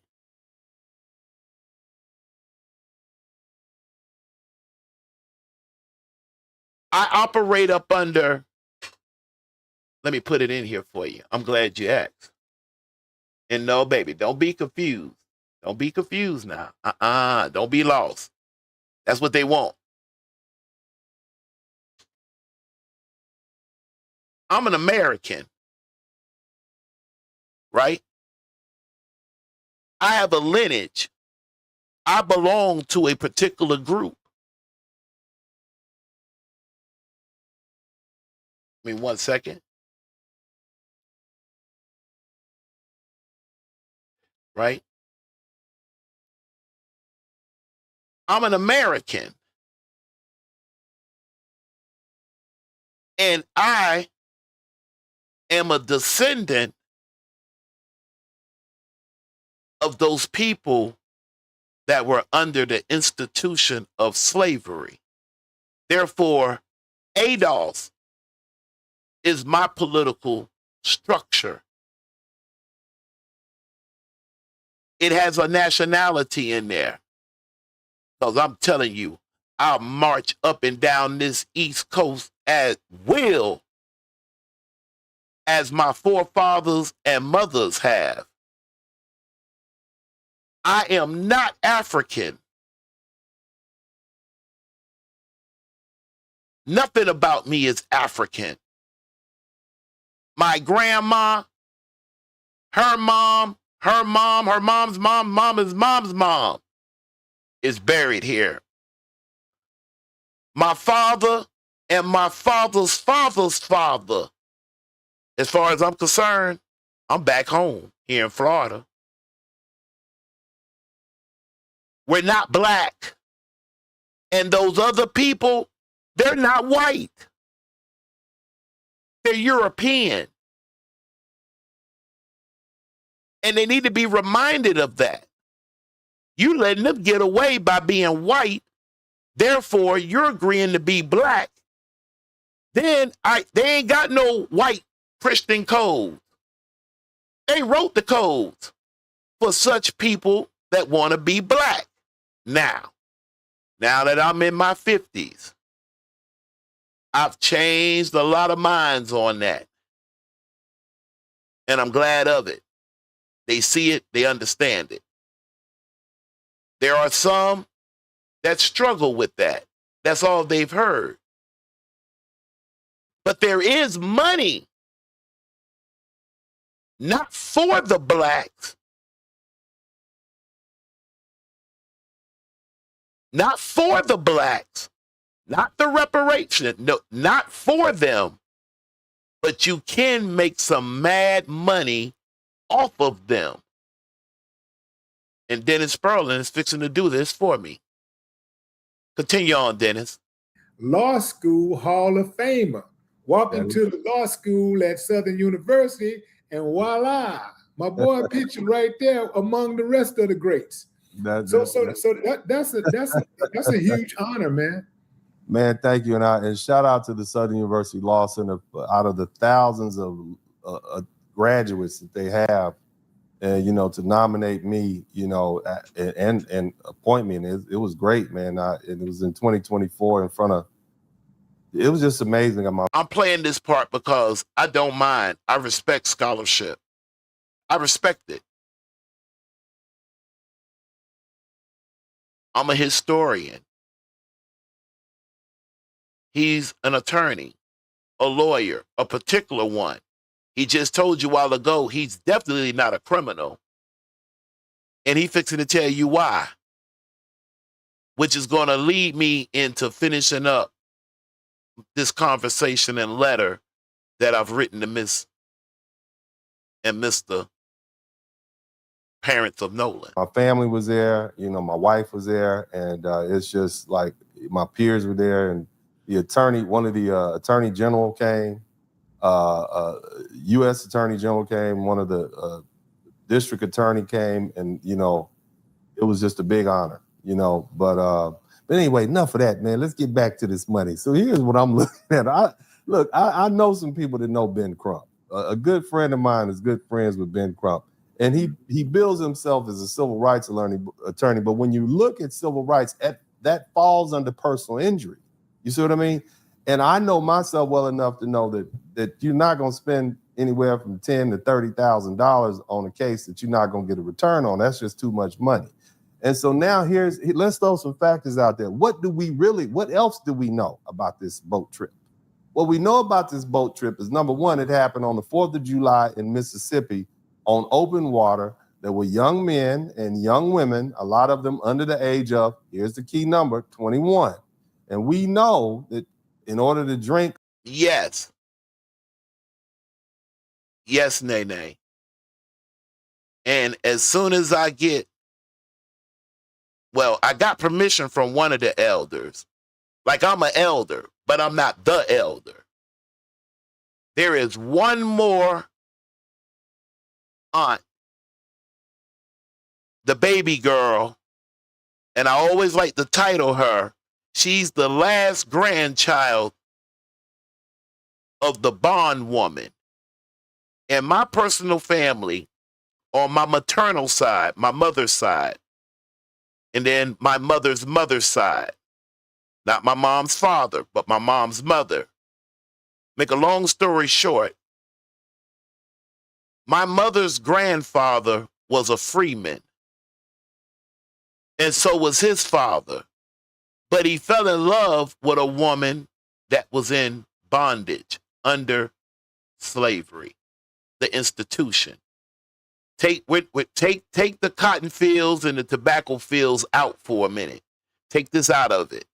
You got to look at it from an institution, a system, something set in place for a particular group of people. All batteries are not included, right? That man spent the better part of the last part of his life trying to buy his wife and his children. The oldest obituary that I have is one of his sons born in 1875. Okay. I lose them for a minute in between like 1832 to 1872. I lose track of them. But prior to that, I am able to pick up our family of Hortons from about 1830 going back to like 1724. I don't have it all right here in front of me. I know just so much. I could have the numbers off. But yes, I do genealogy. And you know what? Before Dennis dropped this bomb on y'all, it's only right. Check this out. Hold on one second. Okay. So what I'll do is, Nene, that was a beautiful question, baby. Beautiful question. I go into a book. You see that seal? See that county? Okay. When I go in, let me slide this back over here because I don't want to lose that. Now, I'm looking for us. Oh, goodness gracious almighty, Nene, you about to make me come up out this chair. What, I don't know what the rest of them be doing. A lot of our people done took the check not to do this. Nice house, nice cars, little change in their account to shut up. Then I go into this part of that book, Register of Negro Marriages. And then I go in. You with me, Nene? I don't need the front part, not yet. I go in. Let me push them back over there because I don't want to lose my place. Right? Hold on 1 second. 1 second. Why wouldn't it have been right up under there? Oh, come on. See, I wasn't set up to demonstrate this part, but let me see, can I try? Oh no, come on. Now, if I was to jump off, I would go straight to it. Yes, I handle the genealogy of my family. Yes, indeed. I'm one of them people that get up. I ain't sweating about who I am. I know who I am. I know where I come from. I know who my people was. Here we go. And then once I go into the register, now I come up with names. But check this out now. Check this out. When you're going down something like this and you see the word farmer, like this one was single. They might have one that was a widow. They might have one down here as older. They have their ages right here, right? Then, after 1865, once you start getting into 1868, they started revising these records because at that moment, slavery was totally against the law now. So you wouldn't want to have this person name, occupation, slave. They moved that out the way and replaced it with farmer. And I have a bunch of these books. You have no idea, Nene. You stick around with the old Kaazon, especially when we start getting down into them fall and winter months. That's when I come alive. I hate summer. I despise summer. But yes, I do genealogy. Yes, ma'am. Yes, I do. Back over here to Dennis and them, though. Good question, Nene. Good question. Or consume alcohol in the United States, you have to be over the age of 21. Now, what else do we know? We know that there was only one way on to that island, and that is through a boat ride. And we also know that there was there's indications that there was alcohol involved in that. Okay. So what is the first thing we know about alcohol consumption? Anybody drinking alcohol, the first thing it does is impair your judgment. Yeah. So now you got an underage person who didn't buy the alcohol himself, I'm assuming. Okay. We don't know that for sure. But let's say they didn't buy the alcohol themselves. The alcohol was provided by somebody who either owned the boat or was a captain of the boat, and they saw them drinking. And let's just assume worst case scenario that the operator of the boat was also drinking. So now you got I'm just putting this fact pattern together, and these are the facts that we're looking at. You got a drunk boat captain driver. You got people who provided these people alcohol, all of which are underage. And now the question pops up is, how did this young boy end up dead? Clearly we have bad judgment involved. And the question we have to ask ourselves is, does alcohol consumption of underage people lead to bad judgment and poor decision-making? Okay, so now that all goes back to, well, who gave them the alcohol? And was there a proper head count done when they left the island? And why would you leave somebody on the island and there's only one way off the island? There's a lot of questions that need to be asked. So you're looking at potential federal maritime law violations. You look at Mississippi State Court law violations, and the questions are— Hold on. Nene, are you telling me you are possibly one of the great granddaughters of Sally? Don't get mad at how I put this. Don't get mad at me. I'm just a historian. Who was Thomas Jefferson's side chick? Huh? And I'm going to tell you something else, too. Thomas Jefferson had more love for Sally than he had for his own wife.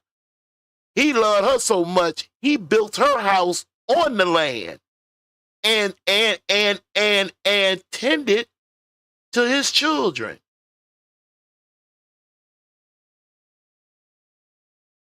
That's, you talking about you hit a dead end? What do you mean?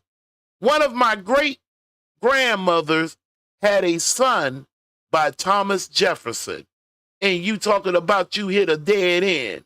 No, you ain't. No, ma'am. Hold that right there, Nene, for another day. You hold that right there. I won't forget. Don't worry about it. That's my stuff right there. Huh? See, when you love your people, when you love them, I'm talking about when you just outright love them, and you're a historian, therefore you understand what they've been through, it makes you practice mercy. You have mercy for your people. I had to work on that. Sometimes some people can be some knucklehead. Well, you should, I don't care. I'm going to be black. I'm a proud. Or check this out. You have some that'll jump up and say, I'm a nigga. I'm a real nigga. Or that great-great-grandmother, old Thomas Jefferson, was getting around then. I thought that was his main woman, boy, that one, Sally, that he was in love with. But Catherine, okay. Nene, you have to email me. I'll see what I have around here. I have a few books on Thomas Jefferson. Why, I'm a historian. Why wouldn't I? We'll see. That I have to ask, and the question that Ben Crump is asking is, who's at fault for this? Because if we talking about a boat, then we talking about an insurance policy, and typically people who own boats have money. So you're looking at not just a multi-million-dollar judgment, but you're looking at y'all get ready to hold your chest now. I'm trying to be fair and give you a heads up. Be strong at what he's about to tell you. You have to understand their occupation and what works out better for them. let alone people running around thinking that Crump is a prosecutor, Crump is a defense attorney. God dang on it. He can write a warrant. He could go check somebody's boat with some dogs and smell for some blood. All this carrying on. I said, these people crazy. These people crazy. That man ain't got that type of power. But what he do, we finna get there. And please, please, be strong. Holding somebody responsible for wanton reckless disregard for the safety of others, which may mean punitive damages. So that was a little inside K Factor joke. I hope I didn't. You know what? By the time I touched on it, I wished I could have took it back. But it was a little K Factor little thing in there. You know how we do it. I know you know. That was in between you and I, but giving it some extra thought, nah, I shouldn't have said that. But you know what? In some men, they have more love for their side chick than they do their wife. this is what I'm looking at. And this is the first thing that I saw. Now, again, let me say something that's going to sound cruel. I know it. Set him up. We setting you up. It is going to come off as cruel. It's going to sound heartless. And it is going to sound heartless. But this is what's going on. Therefore, I hope it's never you or me. But in case that it is, we'll understand what's going on. Go ahead, Dennis. Okay. And I don't want to offend anybody, but I have to speak to people like, I'm be honest with you. That's how I be, Dennis. Dennis, I'm talking about even from the stomach. When it's truth, it's truth. Even if it hurts me, other than that, I might as well just get up here and talk some bullshit. Like, really? Y'all set up for this? All right, Dennis, I'm going to turn them over to you now. So that way they won't put it on me. Okay? If I'm a plaintiff lawyer, I don't want this to be a murder case. Because ain't no money in murder. Murder is an intentional act. I want there to be negligence. I want there to be gross negligence because insurance companies are responsible for the gross negligence they're responsible for the negligence of their insured. They are not responsible for the intentional acts of others. Because if this was an intentional unalivement or killing of the person of another, there's a policy provision that says we're not responsible for that, so you can't hold them responsible for that. They literally would point to the empty chair of the person who gets convicted. So if I'm if I'm Ben Crump and I'm the family, I'm praying to God that this grand jury comes back and says they no-bill the case. So then we can go after we can get what they've done, and we can go after the people who took him over there in that boat, served him alcohol, participated in that alcohol, and left him on that island by himself. That's what I'm looking for. I know it sounds cruel, and I apologize for how it sounds, but this is why you bring me on the broadcast. This, to me, when you start sending out spoilage letters saying we want you to preserve all the text message, all the video footage, all the recording, that means you're building a civil case. And the last thing you want to do is get held up in a criminal proceeding because you take 3, 4, 5, 6, 7 years before you get a conviction. And so anytime you're trying to get information from the Mississippi authorities, they're going to say something like, oh, well, we have a law enforcement privilege. We're not going to honor your subpoena right now. You got to wait till we finish. So now you file a lawsuit and you're just stuck in limbo until they finish the criminal investigation. They want to make sure this thing goes forward. Look. Right. And this is worth hearing again.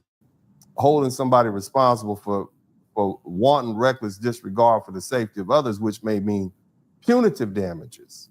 So this is what I'm looking at. And this is the first thing that I saw. Now, again, let me say something that's going to sound cruel. It's going to sound heartless.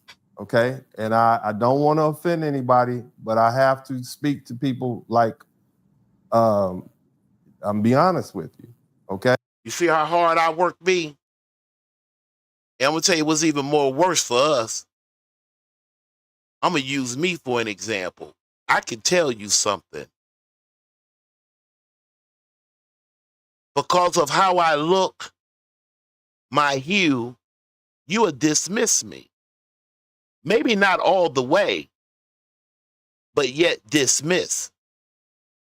A European can come in right behind me and say the exact same thing.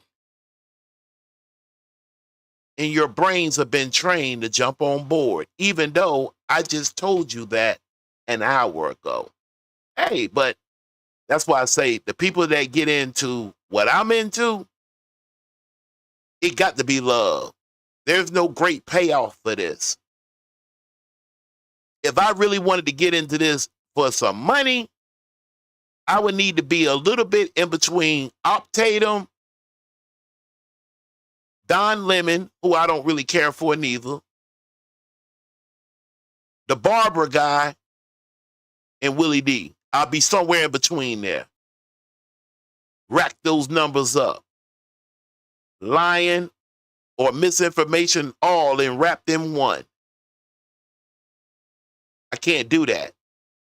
I have to sleep at night. Okay? We don't, if I'm a plaintiff lawyer, I don't want this to be a murder case. Because ain't no money in murder. You got that? Meanwhile, most people that are running around, bless their heart. Don't get mad at them. Especially if you come through here. You come through here, you're going to have good understanding of what's going on. You're playing tennis up against some powerful people who sit in some powerful places. Ben Crump, deep down inside, although in his left hand is the people that want him to come up, listen to that Cito call. I can't believe they done let that little dirt dabbling Tracestan come in and change everybody's in a whole nother direction by saying all he said was, yeah, that was me yelling. No other information. Nothing about who had his phone. Why did they take his phone? How long did it take before you got back your phone? What made them want your phone? For Nolan, it lines up right. Because at the end of the day, he was separated from his phone. His mother did observe his phone doing some hocus pocus on the land.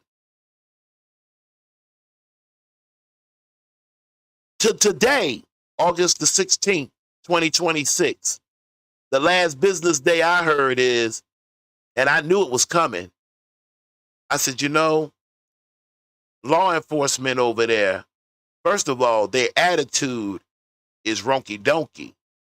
I'm talking about real flippity. All the way from getting Nolan's body from Mississippi to Washington. There's questions on how he was kept. I don't believe Ben Crump when he said he had a hard time due to flight delays. I don't believe him. What I think happened was state of Mississippi said, we'll give you this body when we couldn't goddamn ready. Who the hell is you? You got to remember, Ben Crump is already in Mississippi for baby Cohen. From being shot and killed by a police officer, 1-year-old child.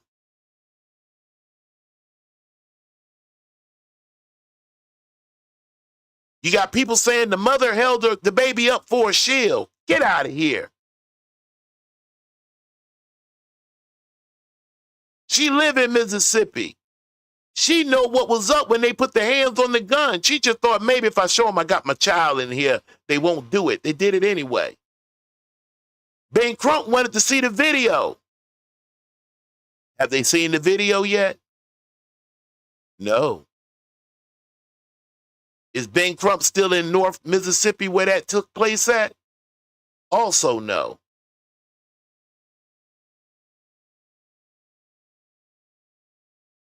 Mississippi's sick of Ben Crump. And they live for that challenge. Remember, their history is keep the Negro in check in all times. Do you understand me? Now, go ahead, Dennis. Murder is an intentional act. I want there to be negligence. Correct. So deep down inside, although they want Ben Crump to pull some hocus pocus, use his power, I got professional people on live TV suggesting that Ben Crump could have went to them folks' house with some cadaver dogs to sniff. I said, these people out there everlasting mind. They wouldn't dare put me in no position like that.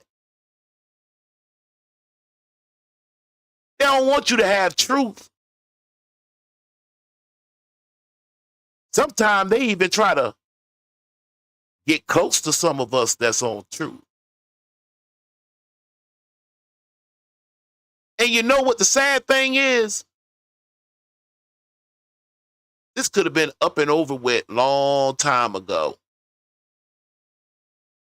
But it's not. And Ben Crump is not a prosecutor. They'll get to him when they get to him.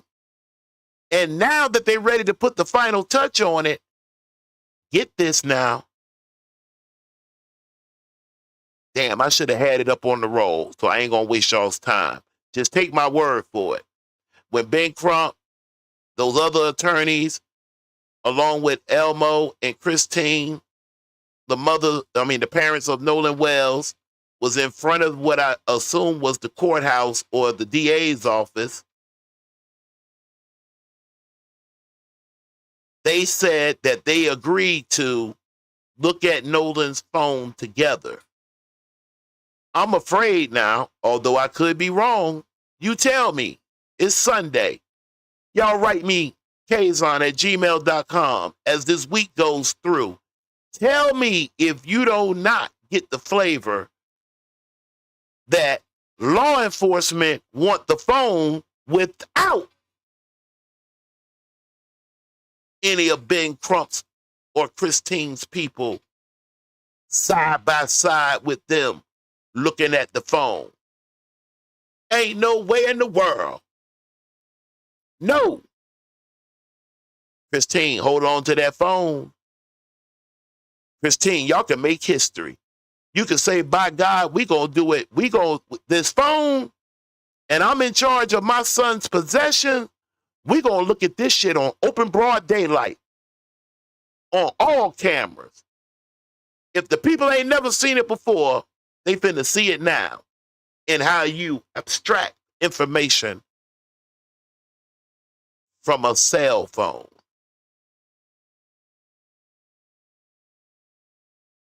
I want there to be gross negligence because insurance companies are responsible for the gross negligence they're responsible for the negligence of their insured. They are not responsible for the intentional acts of others. Because if this was an intentional unalivement or killing of the person of another, there's a policy provision that says we're not responsible for that. So you can't hold them responsible for that. They literally would point to the empty chair of the person who gets convicted. So if I'm if I'm Ben Crump and I'm the family, I'm praying to God that this grand jury comes back and says they no-bill the case. So then we can go after we can get what they've done, and we can go after the people who took him over there in that boat, served him alcohol, participated in that alcohol. The money. Here's where things get crazy, not just in this case, so many. He just said Ben Crump and the family. What he's basically saying, Christine, for y'all to be able to live on and live happy, because there ain't nothing going to bring Nolan back, baby. Nothing's going to bring him back. These people ain't, listen, when I tell you, hold on one second, because I like to show and tell. When I tell you that the greater state of Mississippi done made up in their mind, hold Kaazon right there for a minute. When I say the state of Mississippi, they're made up in their mind, they not about to even flirt with of sending any of their privileged kids to no jail or prison over some Negro. It's not happening. The phone calls that needed to be made has already been made. The people that needed to be contacted has already been contacted. What they do, the only wild card we have is we're unpredictable. They're not really too for sure because they're not just dealing with Mississippians now. If they were just dealing, if it was in state, and I hope my wife don't come out here and jump me. Bless her heart, she from the great state of Mississippi. Let me just be friendly with it. They are assured of themselves that they will keep those Negroes friendly. And any one of them that feels some type of way, as long as they go cry inside the house or throw a pillow around or maybe break a dish or two inside their own house, they'll accept that. Everybody got to talking about the FBI. The FBI said, bam.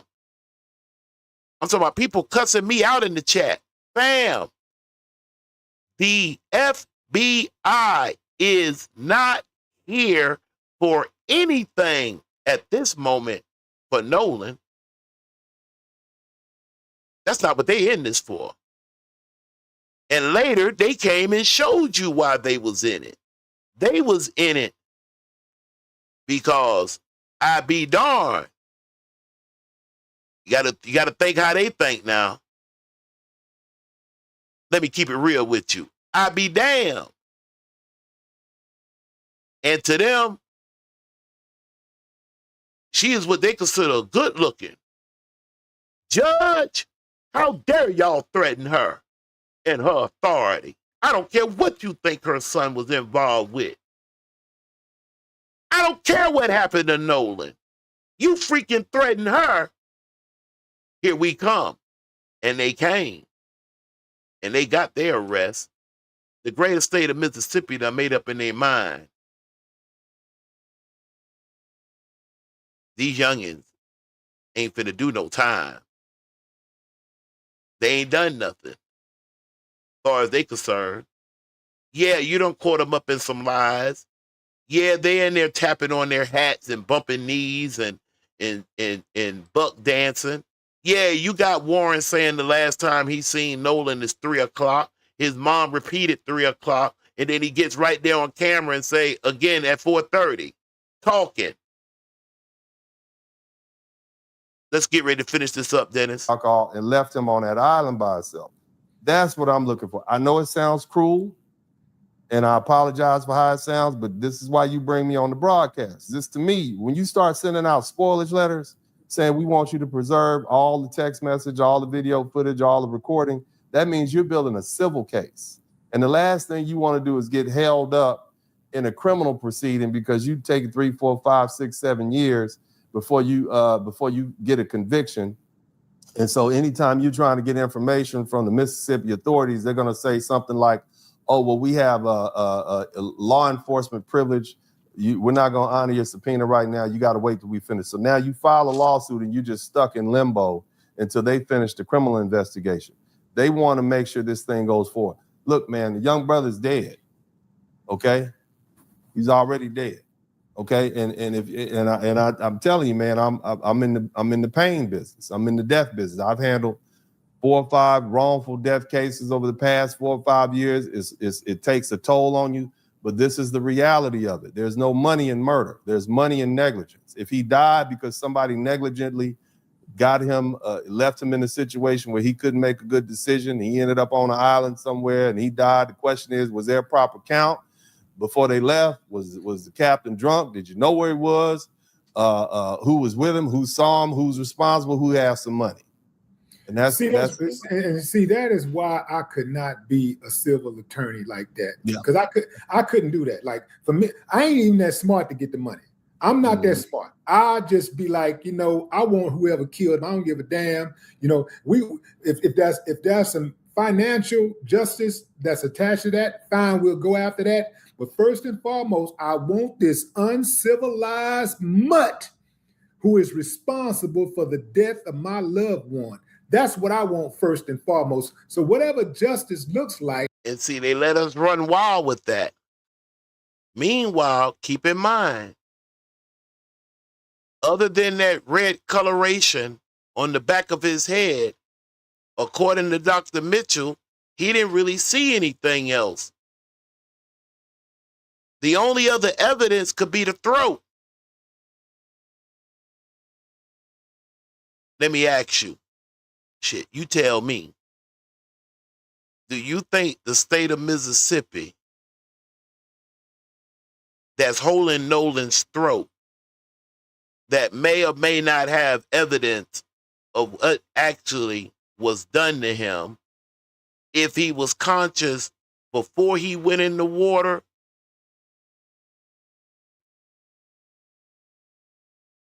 or conscious when he went in the water? Was he forced into the water, or did he go into the water on his own? Was he breathing when he entered the water, or not breathing when he entered the water? You understand? Those are the final conclusions that the throat would tell you. It's so delicate. We are semi in a little bit of a retired field that I used to be in. I worked in the funeral home. And yes, I specifically worked in the back, dealing with the bodies. How they send the parts back, what they're in, how you deal with that, I'm very well understood on. But that throat, you think Mississippi gonna let that Negro come down from Washington, D.C.? I don't give a damn how goddamn gonna smart. I don't care, board certified, top medical examiner. I haven't heard not one person, not on one side or the other, that will challenge that man's credentials. With all of that being said, you think the state of Mississippi gonna let that boy come down there and expect that ain't gonna throat? You think so?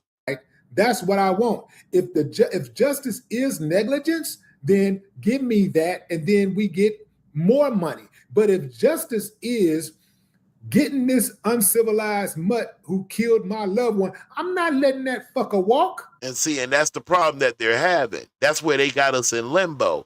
That's why they let us ran out. It's almost like when, I'm telling you, it's almost like when I'm fishing and I'll set that drag and he run with it, thinking he gone. Yeah. They let us ran. And then little by little, they started tightening up that drag. And the next thing you know, you got turned, you were going east. By your lip, you done been turned around. You are now going west. And not at your will. That's how this was going. They let us went first. And then they just filled in the blanks. I mean, they are telling you didn't actually hear what you thought you heard with the CETO. I mean, boy. I'm getting his ass. I gotta get him. I gotta have that, man. I gotta get it. And if I don't get a penny after that, man, but you know how good I would sleep, man. I'm cool, bro. Because at some point, the way I see it, man, how much money do you need to be able to maintain your integrity? How much money? Well, how much does integrity cost? I'm not finna do that. I'm not finna sit back and say, well, we know he murdered him, but if we can prove negligence, I'd rather prove negligence and let him slide on the murder because we're gonna make a whole lot more money if negligence is involved. See, I'm not that smart. I just wouldn't. I couldn't do that. I'd have to. I want his head. Whoever is responsible for killing my loved one, I want him. I want him, and I'm coming to get him, man. And I'm gonna use everything that I got to get him. Well, how do you know Nolan Wells isn't responsible for his own death? I don't know, and that's why we want. That's why we want that autopsy. But if I find out that he is, then he is. That's what it is. But what I'm saying is, right, the suspense of this. If that was the case, this could have been resolved a long time ago. You don't need nothing from nothing. Is it possible that there's somebody in there on the force that sees something and want to move in one direction, and the powers the bees done said, no, bump that? I done told you one time, them fine, upright, standing American young men not finna be caught up and mess their life up over this. Remember how they kind of paint Nolan now? But I would have been 38. This drunk Negro out there trying to swim on an island. That's what they will lock into their head. That if the truth carries me in the direction of murder, then that's what I want. You see, and you said something before you cut in. You said something about what we know on the boat that happened. What we do know. One of the things that you probably just you overlooked was the fact that they called for a tow. Mm-hmm. They called for a tow. And they were in distress. They sound panic. And next thing you know, they cancel the tow. What's that about? If you're, let's say if you're on the side of Nolan Wells, how do you which would mean that he wants Dennis to play as if he's the state, not a defense attorney in this case. You see how that worked? Ahmaud Arbery, we was on the state side. Carmelo Anthony, most of us was on the defense side. You see how that worked? You see how you travel back and forth over the tennis net? Understandable. When Michael Dunn killed Jordan, we was on the state side. The only thing about that is, had Michael Dunn killed every last one of them boys in that Durango, he'd have been free. Ain't that? That's a whole nother. I might come back and cover that case one day. But we're going to first get through, and don't forget, we're going to finish up. Hold on, I like to give everybody a visual so they could be thinking about it. I've been thinking about it. I'm going to let y'all think about it. Give me 1 second. Oh, I know I moved it. I moved that thing earlier. Hold on. Bear with me 1 second. I think I took it downstairs here. I did. Hold on, Dennis and Willie. That European girl was set on fire. Before she died, she told at least 9 first responders that Eric set her on fire. Some of those law enforcement was so upset that this young man had put his pencil inside of her pencil sharpener. They disregarded the fact she told them before she died at that hospital that Eric set her on fire. They said, bump that. We going after this Negro named Quentin, and we're going to charge him. That's where we at with that. Don't forget. Who did this to you, baby? Eric, who's going to trial for it? Quentin. I'll let you figure that out. Grill somebody, about that part right there. How do you question a witness that was on that boat? Mm-hmm. The caller specifically. I think the caller was. See, when you don't know how to ask the question, if you don't ask the question the correct way, your answer is going to be shabby. Now, I don't know whether Willie's being extra careful. The way he came out his mouth was as if they really was experiencing a boat sinking. The rest of us feel like that's bull crap. We hear them. Nolan, is he dead? Can it cover up? Damn it, Bart. Shut up. Shut up.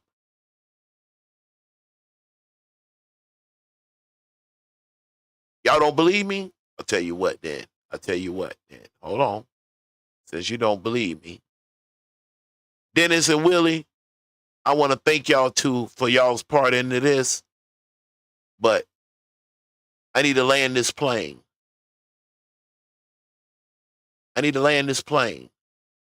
Kaazon's truth need to land this plane. And we're gonna hear it from them. Let me go ahead and hit play. Thanks, Willie and y'all. Pt2, if we have a dead body on the boat.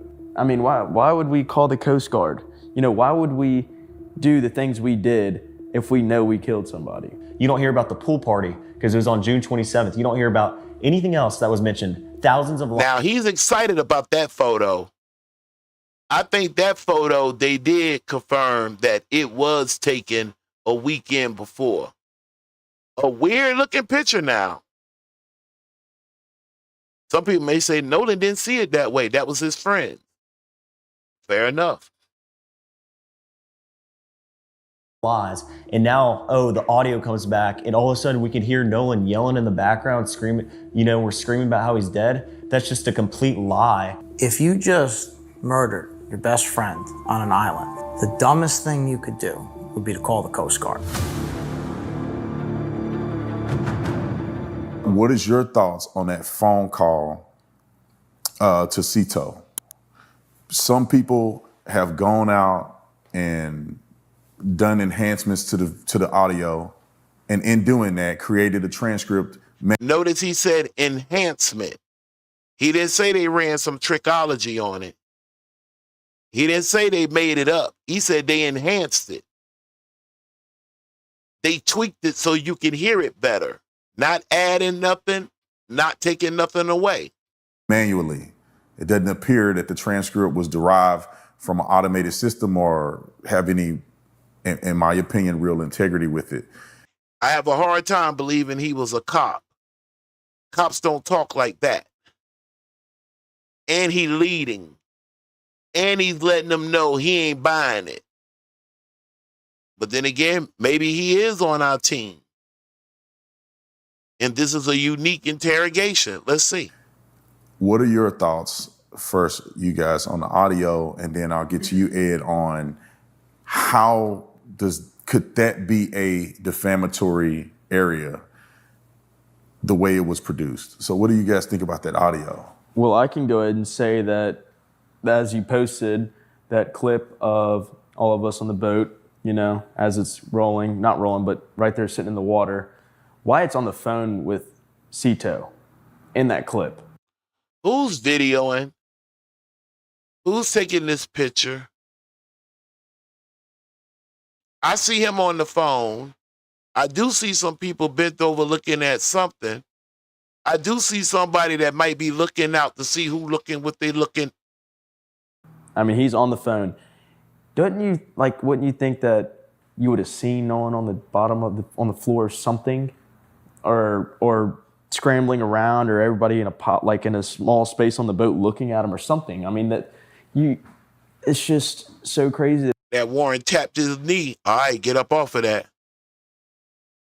To think that, why would we call Cito if we have a dead body on the boat? I mean, why would we call the Coast Guard? You know, why would we do the things we did if we know we killed somebody? And then another following up on that is, why aren't we in jail yet? I mean, we're not geniuses. This is how privilege talk now. Privilege, they can talk like this.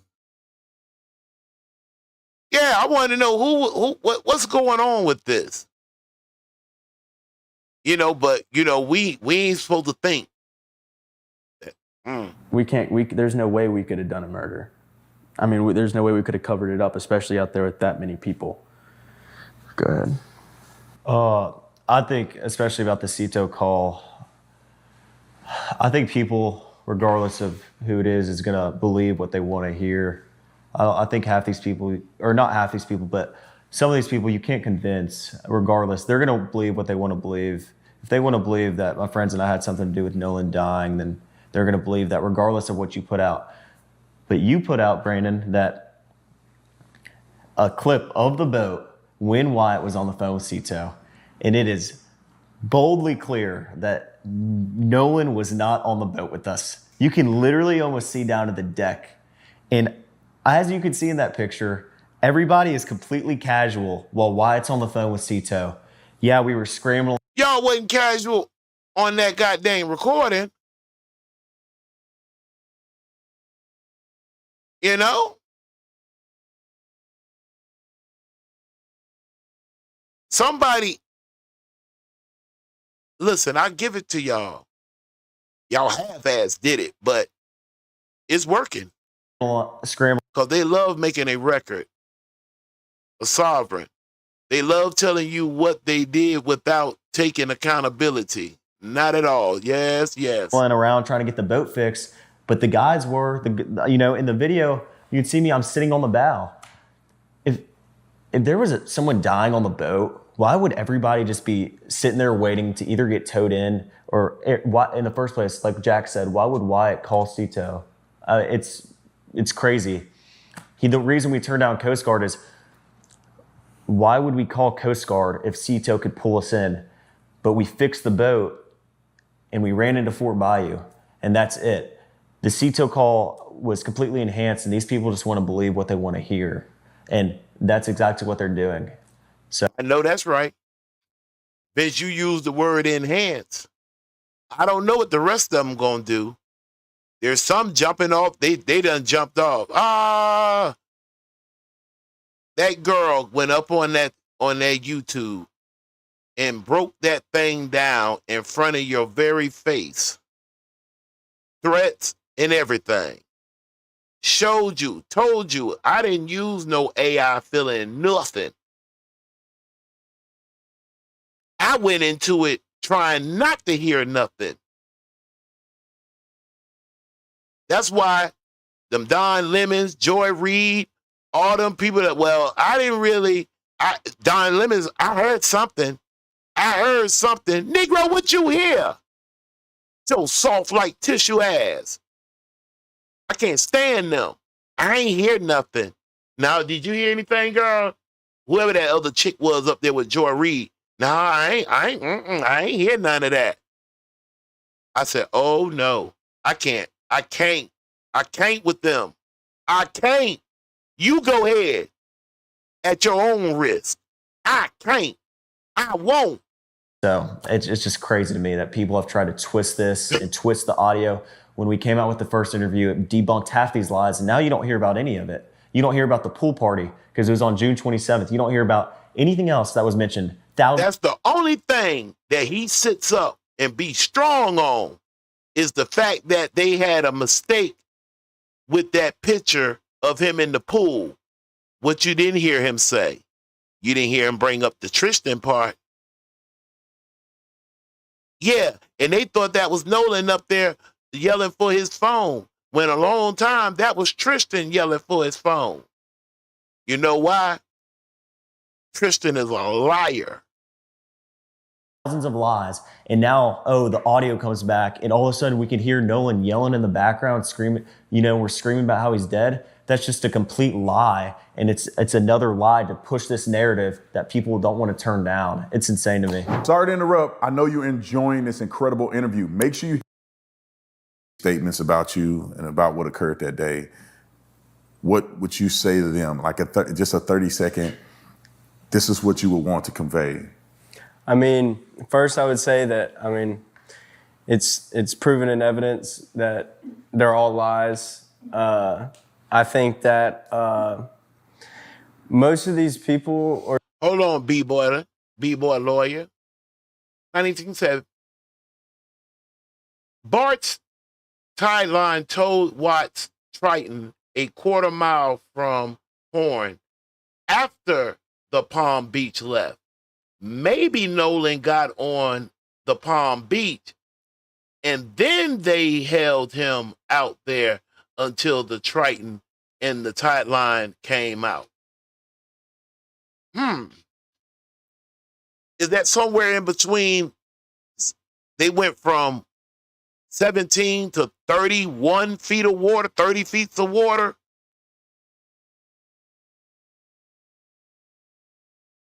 You know what? Could be. Could be. I wish I knew. I wish I could have got a little bit more after that. Damn it, Bart. You done fill in the blank. Oh, that would have been so helpful. We're just going to, I say most of these people, a lot of these people that have posted stuff out there, they've just been lies backed by no evidence. And if I had one thing to say to them, I'd say, do your research. Right. But here, I'll tell you this, 918, and maybe you can educate me on this part. Let me say this, because I live on the Gulf Coast too. And I know when we're looking at a hurricane and we're looking at the longitude and latitude. Okay, let's go over here to the Pt2 call. When he gave her his coordinates and she asked him, you're on Horn Island? To me, it sounded like she was physically asking him, you're physically on Horn Island? Which told her, that's why she was saying, basically, are you sure you're sinking? You're not aground? No, we're not aground. We're sinking. How much water's in there? Like, I don't know. I don't know. I don't know about that. I don't know. Remind me of Nesto. I don't know. I don't know. We just sinking. We're going down. I don't know how much water in the boat. Man. And then these people talking about if it was the other way around. If boy. Before you go out saying something that's not true, that could hurt someone, just do your research. I mean, it's easy. All you have to do is just scroll like they do all day long and find the evidence that's right in front of their face. And that's you. I know it, son. Hey, say, Shine. I know that's right. I know that's right. Right, but they were a quarter mile off Horn when they called the Pt2, and I am rock. So let me clear my question up while I'm talking about Willie D. 918 when they gave the Vicky, the Pt2 lady that was on the phone, her name was Vicky.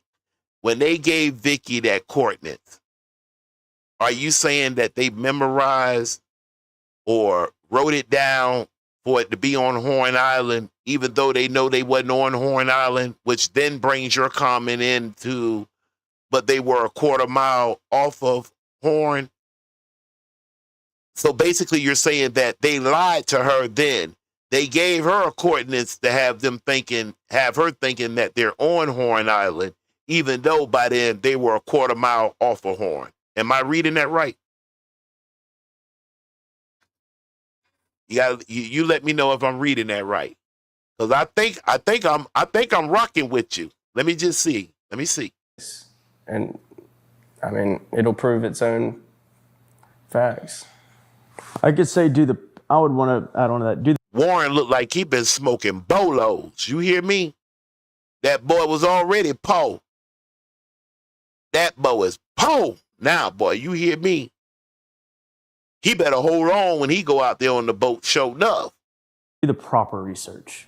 sort through all the lies. I mean, and a lot. We can't. They got everything on lockdown. They don't want to give up the throat. They don't want to give up the lung. They sent him a body that's been sitting out. My man still went and found something that they didn't put in their notes. It's undetermined what it is, but yet it is. I don't know if they lied. I'm not sure where the coordinate land. 918, you don't remember them telling her the coordinates that made her zoom in on, so y'all are on Horn Island. And he's trying to say, this is right as they're getting in between. We're in 17 feet of water. No, we're in 31 feet of water. But when she read when the coordinates that they gave her told her that not only were they close to the island, they damn near was on the island. That's why she was asking them, was the boat aground? Meaning, had it came off the water and was buried like in the sand? That's why she asked them that. Now, give me a second. Let me see. That would have to be a lie. With all that ruckus that was going on in the back noise concerning what I feel was Nolan, when he was asked by Vicky if that boy didn't sober up to answer one question correct or right with some intelligence, here's one question he stood 10 toes down on. When she asked him, do you want the Coast Guard? He sobered up quick. Oh, no, we don't need them. Oh, hell no. No, ma'am. No, ma'am. We don't need. See, I know my grandpa know one of the captains. Remember now, at the same time that Vicky is having this conversation with Wyatt on that phone, Grandpa is talking to somebody. Grandpa had talked to somebody that made him get on the phone with the captain. Therefore, when they gave the coordinates and Vicky's looking at it, I don't know what it looks like. Maybe you do. I don't know what it looks like. But whatever that answer was, gave her, or she came to the conclusion, they were literally on Horn Island. And she wanted to know what was the boat aground. They was mainly stressing on the boat is going down. And where it got really tricky was when she asked them how much water is in the boat. Is it up to your ankle? And my man said, I don't know. I don't know how much water in here. All I know is we going down.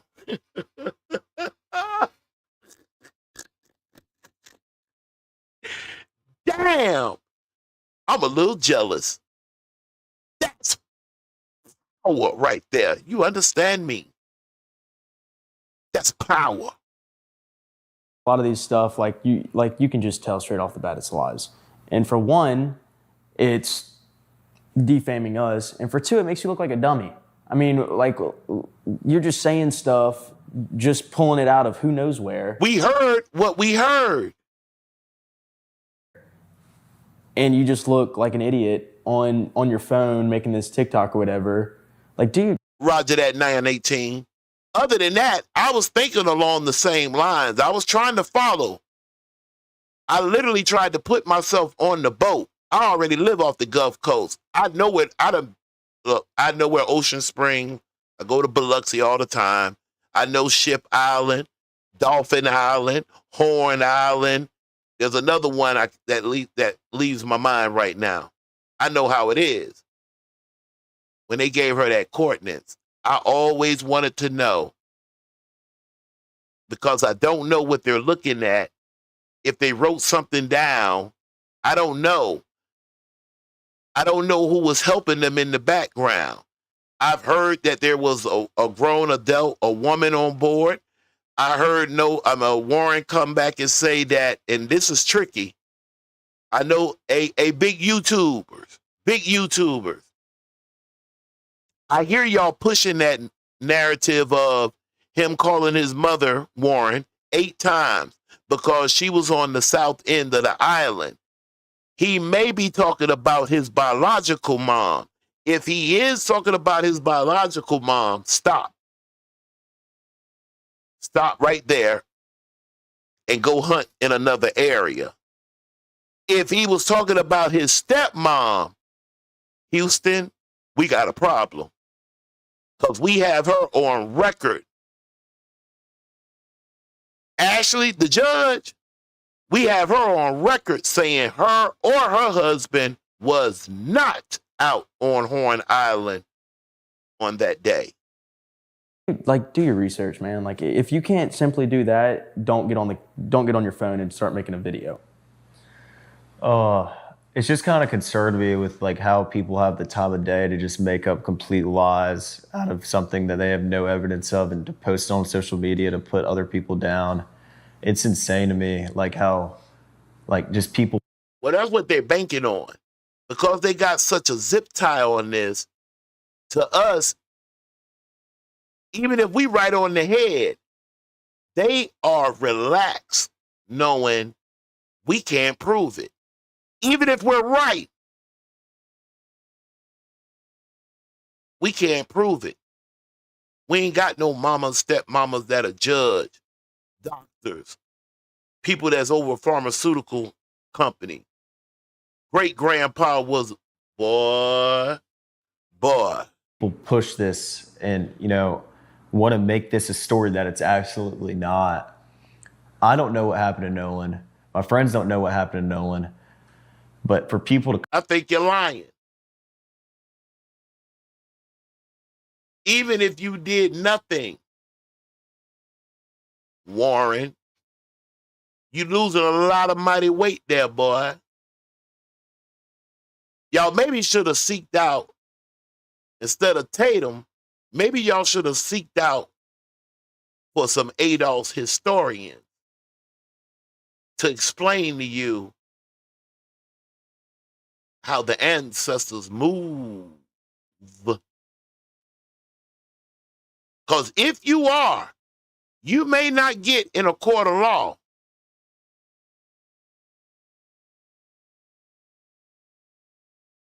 But you will. You will have to dang on. Come around and say, oh. Come on around. Oh, this happened for a fact, and I know this, and there's no telling me otherwise. Then that's just stupid. You have no, like, half these people that are saying all these crazy things on the internet, those lies have already been debunked. There's evidence supporting this is a lie. Like, why are you still saying this? These people just have no... What? Doggone it, what? Let's take them point to point to point. You did lie. Early off. You got 2 different times that are 90 minutes apart. You last saw Nolan at 3. You come back, you last saw him at 4:30. There's something dealing with the girl. You made a smart comment to him about the girl. Got doggone, Tracestan made a smart comment to him about the girl, which made me make it right in my notes. Right here. Right here. Right here. Right here in my notebook. You don't even want to jump up here. Right up here in my notebook. Right here. I wrote that down. What's this with the girl? They both jugging on him about the girl. I was curious.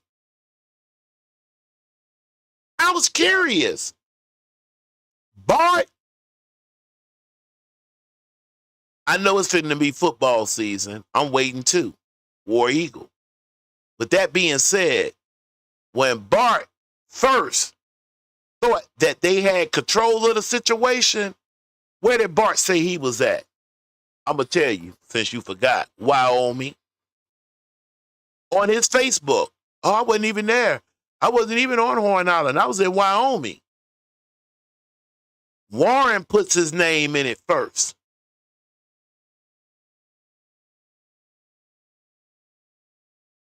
Cito, somebody else put you in it. And they addressed you with a first and last name. Your first name was Dammit, and your last name was Bart. Bart. Warren did say they planned this trip far in advance. He talks about Nolan like he was a pet just hanging around his house and begging for a place on a boat. Nene said somebody knows something. Isa said the spirit and the ancestors continue.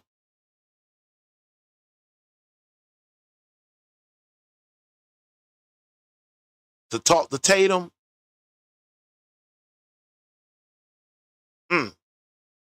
I'm golf on the TTAU. Let me think about it.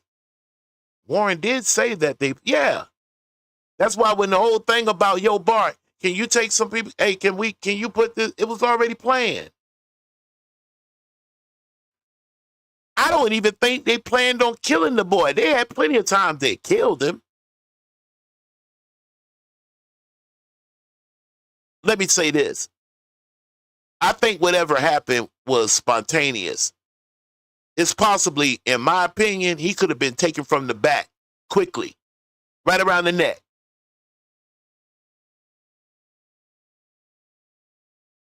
Why else they having issues with? Why wouldn't they share the information on the throat? That'll look good on their resume. Dr. Mitchell coming down from Washington, D.C. to chime in the greatest state of Mississippi. That'll look real good. No idea what they're talking about. And it's very clear because a lot of these people just speak without thinking and post stuff without thinking. But at the end of the day, it just looks really stupid on their page and whatever they're posting on. But it's just sad. Like, people really take the time out of their day to post a bunch of BS lies on a bunch of 19 and 20-year-olds who have never done anything to hurt anyone and, loved. Oh, little drunks, you little alcoholics. Their friend. Y'all always get away with shit. And who your boy over there on B-Boy Style? What is that? And y'all talking about these people ain't got no power. Meanwhile, they got people that's associated with Trump's team, but they ain't got no power. I love that man more than anybody, and so did all of my friends. Christine, I don't know, baby. I don't know. Christine, I don't know. Chris, it's a good possibility Dennis Sperlin, who was talking to Willie D, gave the most.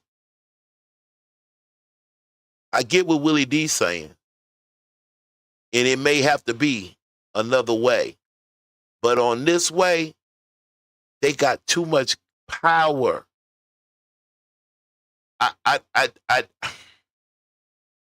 Christine, I don't quite see the wiggle room. Even though you work amongst them to a degree, you not them, and they know you not them.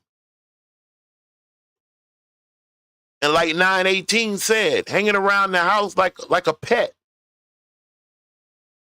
They went from saying Miss Christine to where they just call her out just Christine Wells. The respect is gone. Nolan was like a brother to me. Huh? Nolan was like a brother to me. Christine Wells. You know Elmo was a stepdaddy. Y'all bet, boy. Friends, and it's absolutely horrible that these people want to come on and push this narrative that we had something to do with this or we killed our best friend. It's just sick to me, Brandon. That's it. Yeah. Well, this might be too long, but I have a few things I need to add. First of all, with respect to Warren, if you just murdered your best friend on an island, the dumbest thing you could do would be to call the Coast Guard. Who said he called the Coast Guard? He didn't call the Coast Guard. The Coast Guard wasn't called. They was offered to be called, and like I said, if that boy didn't sober up one good time, he sobered up for this.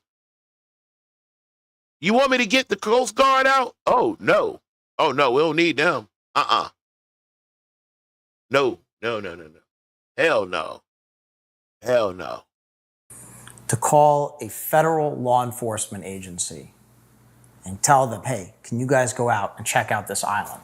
Warren told Christine on around 11 o'clock on the 4th of July that he knew somebody on the Coast Guard. He could give them a call for her not to worry. And when he told her not worry, she went snap fizzle. He said no to respect to Warren, like he's giving props to Warren for not calling the Coast Guard. And look for Nolan Wells. Well, that's exactly what Warren did. Warren called the Coast Guard. And that is one of many very compelling facts. When? He got back. Hold the... This is what I'm saying. They're bullshitting in front of our face.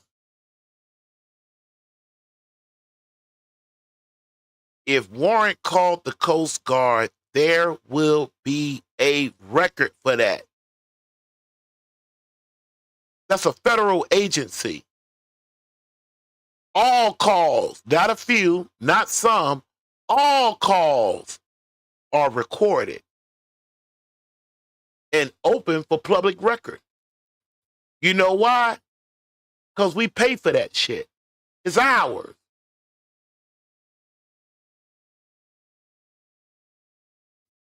Besides, if you keep insisting on him calling the Coast Guard, you're going to have to be talking about whoever he called on their personal phone at 11 o'clock or so on the 4th of July. While y'all running around with that boy phone. You got them splitting up. You go here, I'll go there. Police talking about, I ain't got nothing to do with nothing. Ain't my jurisdiction. Oh no. It is later said that the Coast Guard, scratch. I think the sheriff department was like, we don't see no reason for no water issue.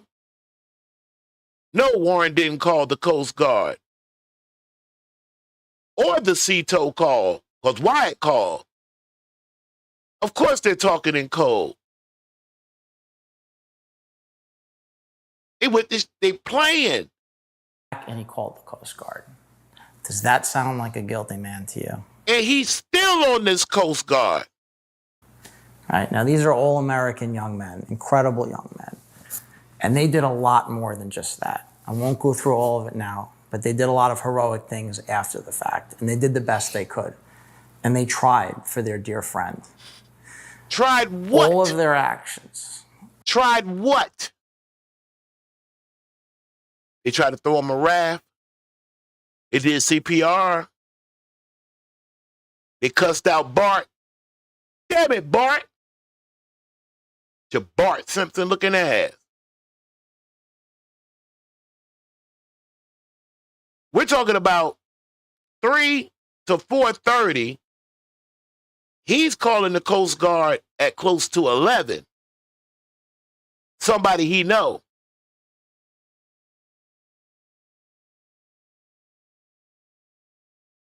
Ought to take a camera and ride y'all through Ocean Spring. Are the actions of innocent men, not guilty men. And again, they are categorically, completely, and totally innocent. All right, but that's not the end of it. I'll say this again. If you lied, you won't be able to hide. If you lied, you won't be able to hide. What if they lied? What about the lies that's already been told? I'll tilt your hat to the side, boy. Care about you being from upstate, so am I. And you're going to be held accountable. And we don't dress like this or like that. And if you lied about these fine young men, these good Ocean Springs people, you gonna do what? What you gonna do? What you gonna do? you're going to be held accountable. You're going to be sued. I tell you, there are going to be lawsuits because we have already identified. Al Sharpton said, bring that shit on. Al Sharpton thinking the way I'm thinking. That means we get to sit down and do a deposition. You about that life? Identified some of the worst offenders. And it may have felt good for them in the moment, instant gratification, sugar high. They got their sugar high. But long after that sugar high wears off, they're going to find themselves in court. I personally would take him for a joke. And they're like, yo, this is who's going to go against you. Shit. I'll probably go pro bono right there. And it's going to be excruciatingly painful. The only thing I can say about that is it won't. Who are you threatening? Boy, you know you down here in the dirty South. Who you threatening? Be quite as painful as what they did to Morgan, Jax, and Warren. So Ed, I got one question for you because the way you guys articulate the defamation, obviously, if someone puts out online lies knowingly and intentionally do them, knowing that they're lies, in part, that's a part of the defamation. So wait a minute. Long as we don't know it's a lie, because they not talking, they got everything all zipped up. We don't have the right to speculate. We don't have the right to have an opinion.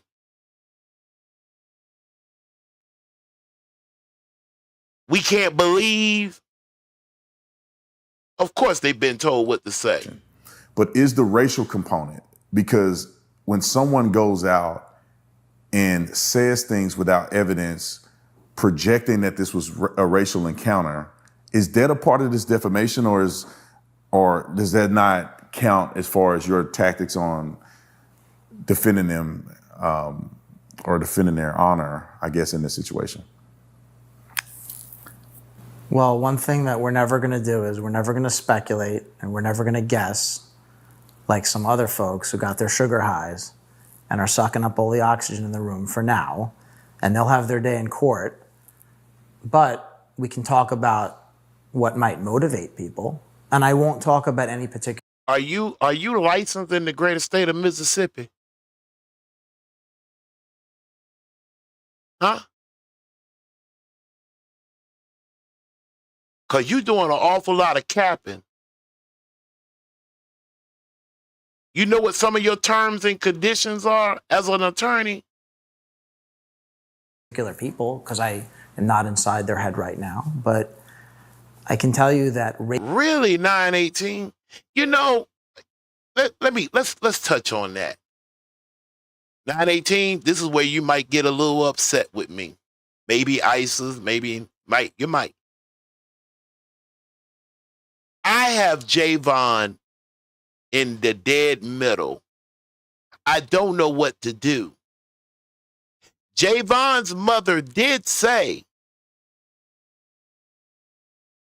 they went to the boat, which was making their argument even more stronger on, hey, people always leave their phones on different boats and come in on a different boat. And then we all going to the same place. You just get your, like, there was too much people leaving in a hurry. Tracestan got his ass knocked the F out. So they put him on a boat, took his ass back to land earlier with his lying ass. I was with the boys all day. I went back early. I was in between, little liar. That was me saying, give me back my phone. Except I ain't never said the word, give me back my phone, ever. Brandon Tatum said it. I ain't never said it. I just said it. That was me yelling. That's all they asked me to do. Javon is in the middle, though. I got him, Brian Trashard, not Josh. Josh, my man. That my man right there with the Cajun Navy. Josh didn't give it. Josh didn't give it. Hey, y'all tighten up. We finna look for this boy. Bump all that bull crap. Brian, I mean, I don't know. Javon in the middle. TMZ asked him, had you been? No, they ain't talked to me. I was okay with that.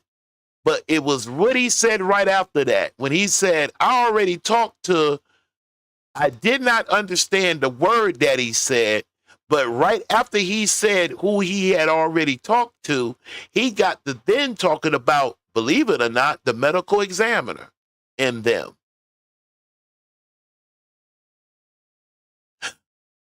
Christine calls Javon's mom and them for them to get on their phone and to try to track him down.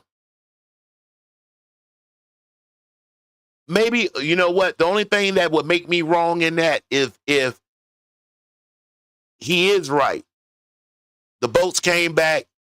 He went down and got his phone off one of the boats earlier. Whenever it docked at one of the many docks and stops that it made. And then Christine calls his mom up later. Javon, I'm shooting you a solid. If it ever goes down, that's the way it better go. I don't know about Javon. I'm just, he's the one that was talking about, well, when he was asked, was that Nolan?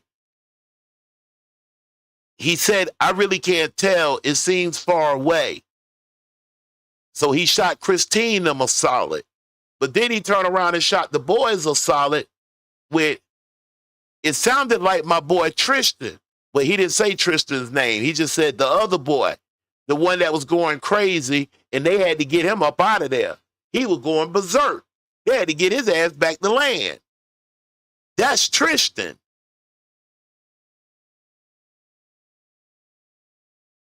He didn't never say, that's Tristan yelling, give me back my phone when asked. He said he didn't know. Compared to where the video was being taken from, it was too far away. I don't know. I just got Javon in the middle. Racism for profit. Meaning I don't have him all the way on Team Nolan. I don't have him all the way on the Team The Boys. He's just somewhere in the middle. Why them Israelite brothers were down there, and if they still there, you go find the head brother and if you feel like you need some protection, if you know something that knows something now, because if they bully you now, they're gonna bully you the rest of your years. You in Ocean Spring.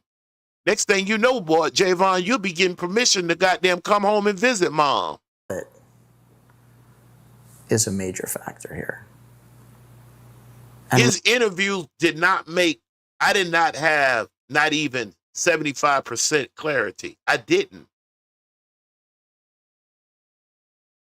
Maybe it was a little nervous being on with all going on. I mean, I'll give him the benefit of the doubt. We don't have to name names, but racism for profit, generating outrage for profit. They can't say they want to mess with him for the racism part, because Javon, when he was asked, he said, I don't want to answer that. That's what he said. But in the end, it's all about money. And we don't even have to think about whether the racism that these people are talking about is real or fake or anything like that. It's racism for profit. And it's part of the motive. But when you have offenders who defame, I wonder what that boy popped before he got up on this camera. Innocent young men, fine, innocent young men, upstanding young men. See, I'm not clear on when Javon left or who he left with. There's a lot I don't know about Javon.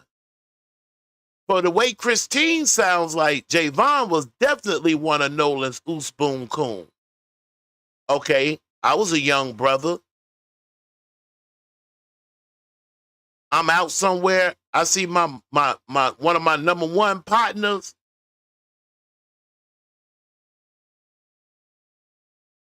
I don't know.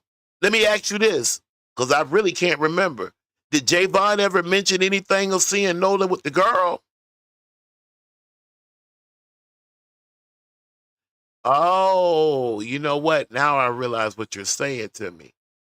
I wonder, did Javon ever express that to him? Hey, after the boats left, I ain't seen Nolan no more. No, I didn't physically see him get on the boat. I was doing my thing. I just know after they all got up out of there, because they all got up out of there, the boat was sinking. So we going out in the deeper water. Shit, that shit makes sense, right? I hate what they could just tell us and we rock with it. It might be a constellation of motives. Profit, animus, stupidity, ignorance. Maybe they just don't like evidence. Nolan said, hey, I'm going to stay here. The boat's sinking, bet. Keep my phone on the sinking boat. I'm going to stay here with this chick. Bet it up. All right. Pound down. All right, bet, man. Catch you later. Yup. Boat sinking. Yup. Keep my phone up on there, though. It should be good. It's waterproof. See, we really like evidence here. Tyler Cox really likes evidence. I really like evidence. Morgan, Jax, Warren, we really like evidence. And the evidence is all hidden and packed up.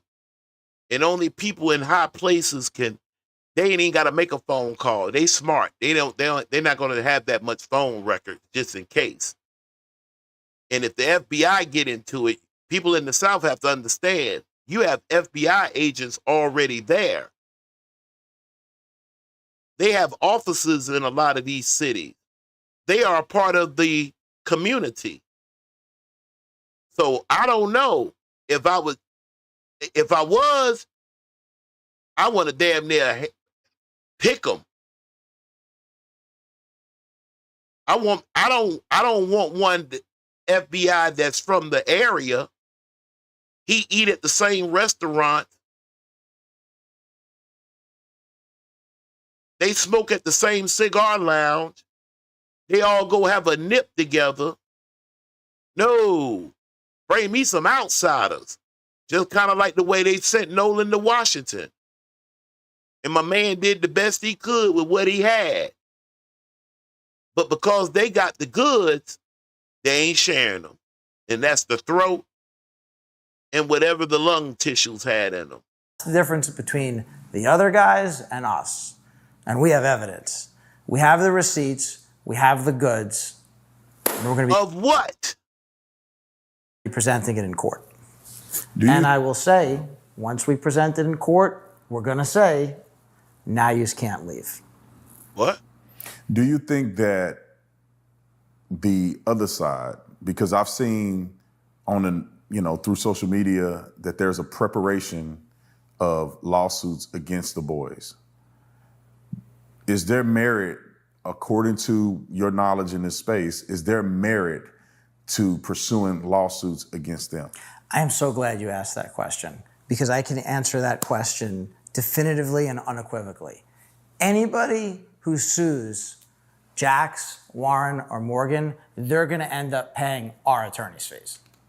Bart, Wyatt, the rest of them, they on their own. Christine, if it was me, you got one more last shot at this. It's going to have to be groovy. It's going to have to be cutting edge. But what you're going to have to do is, and there might be, I hope there don't be, but normally when there's a conspiracy, there's more than one body. Turning them against each other. Turn them against each other.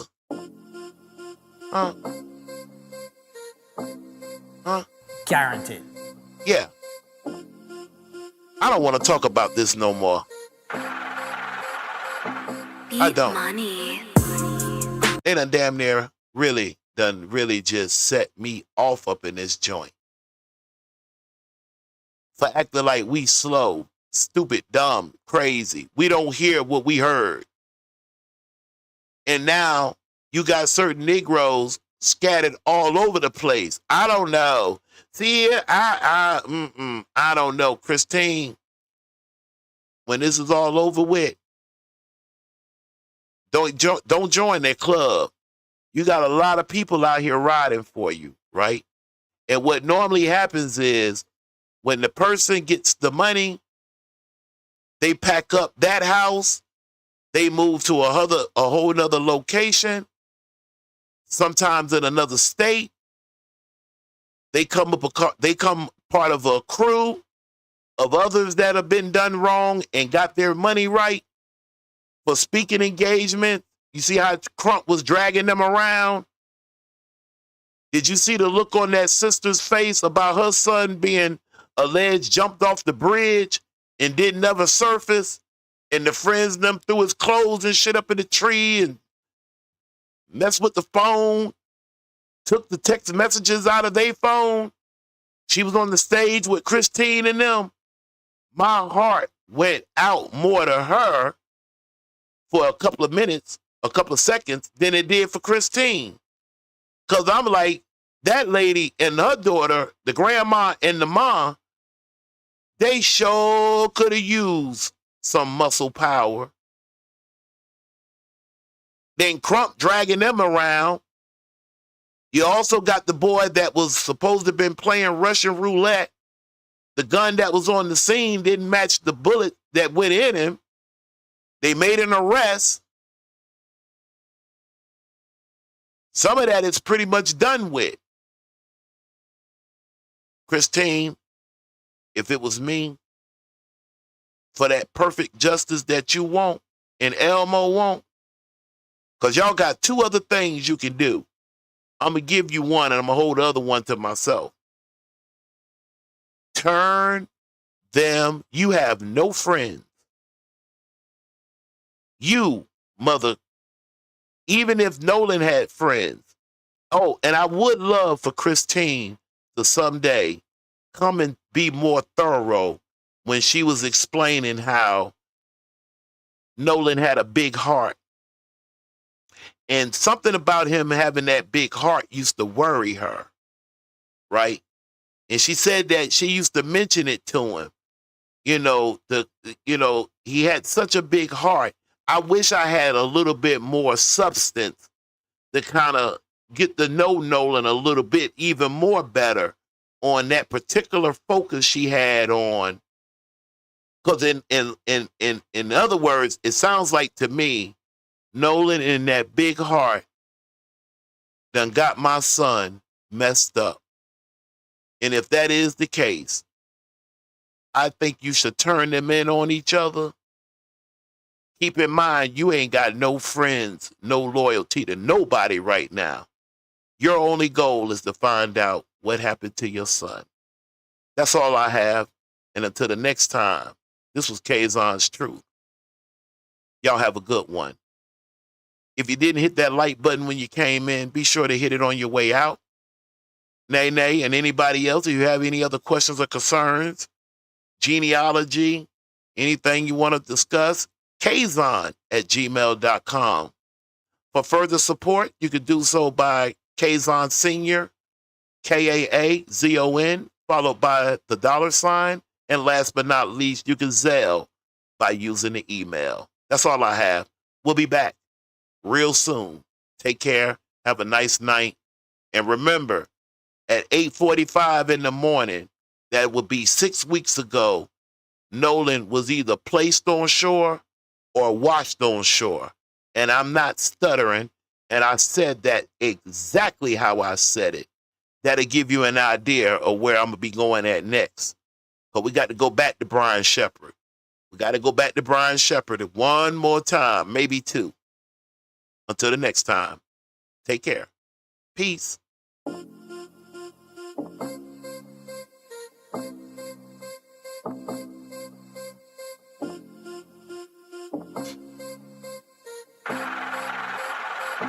Beat money.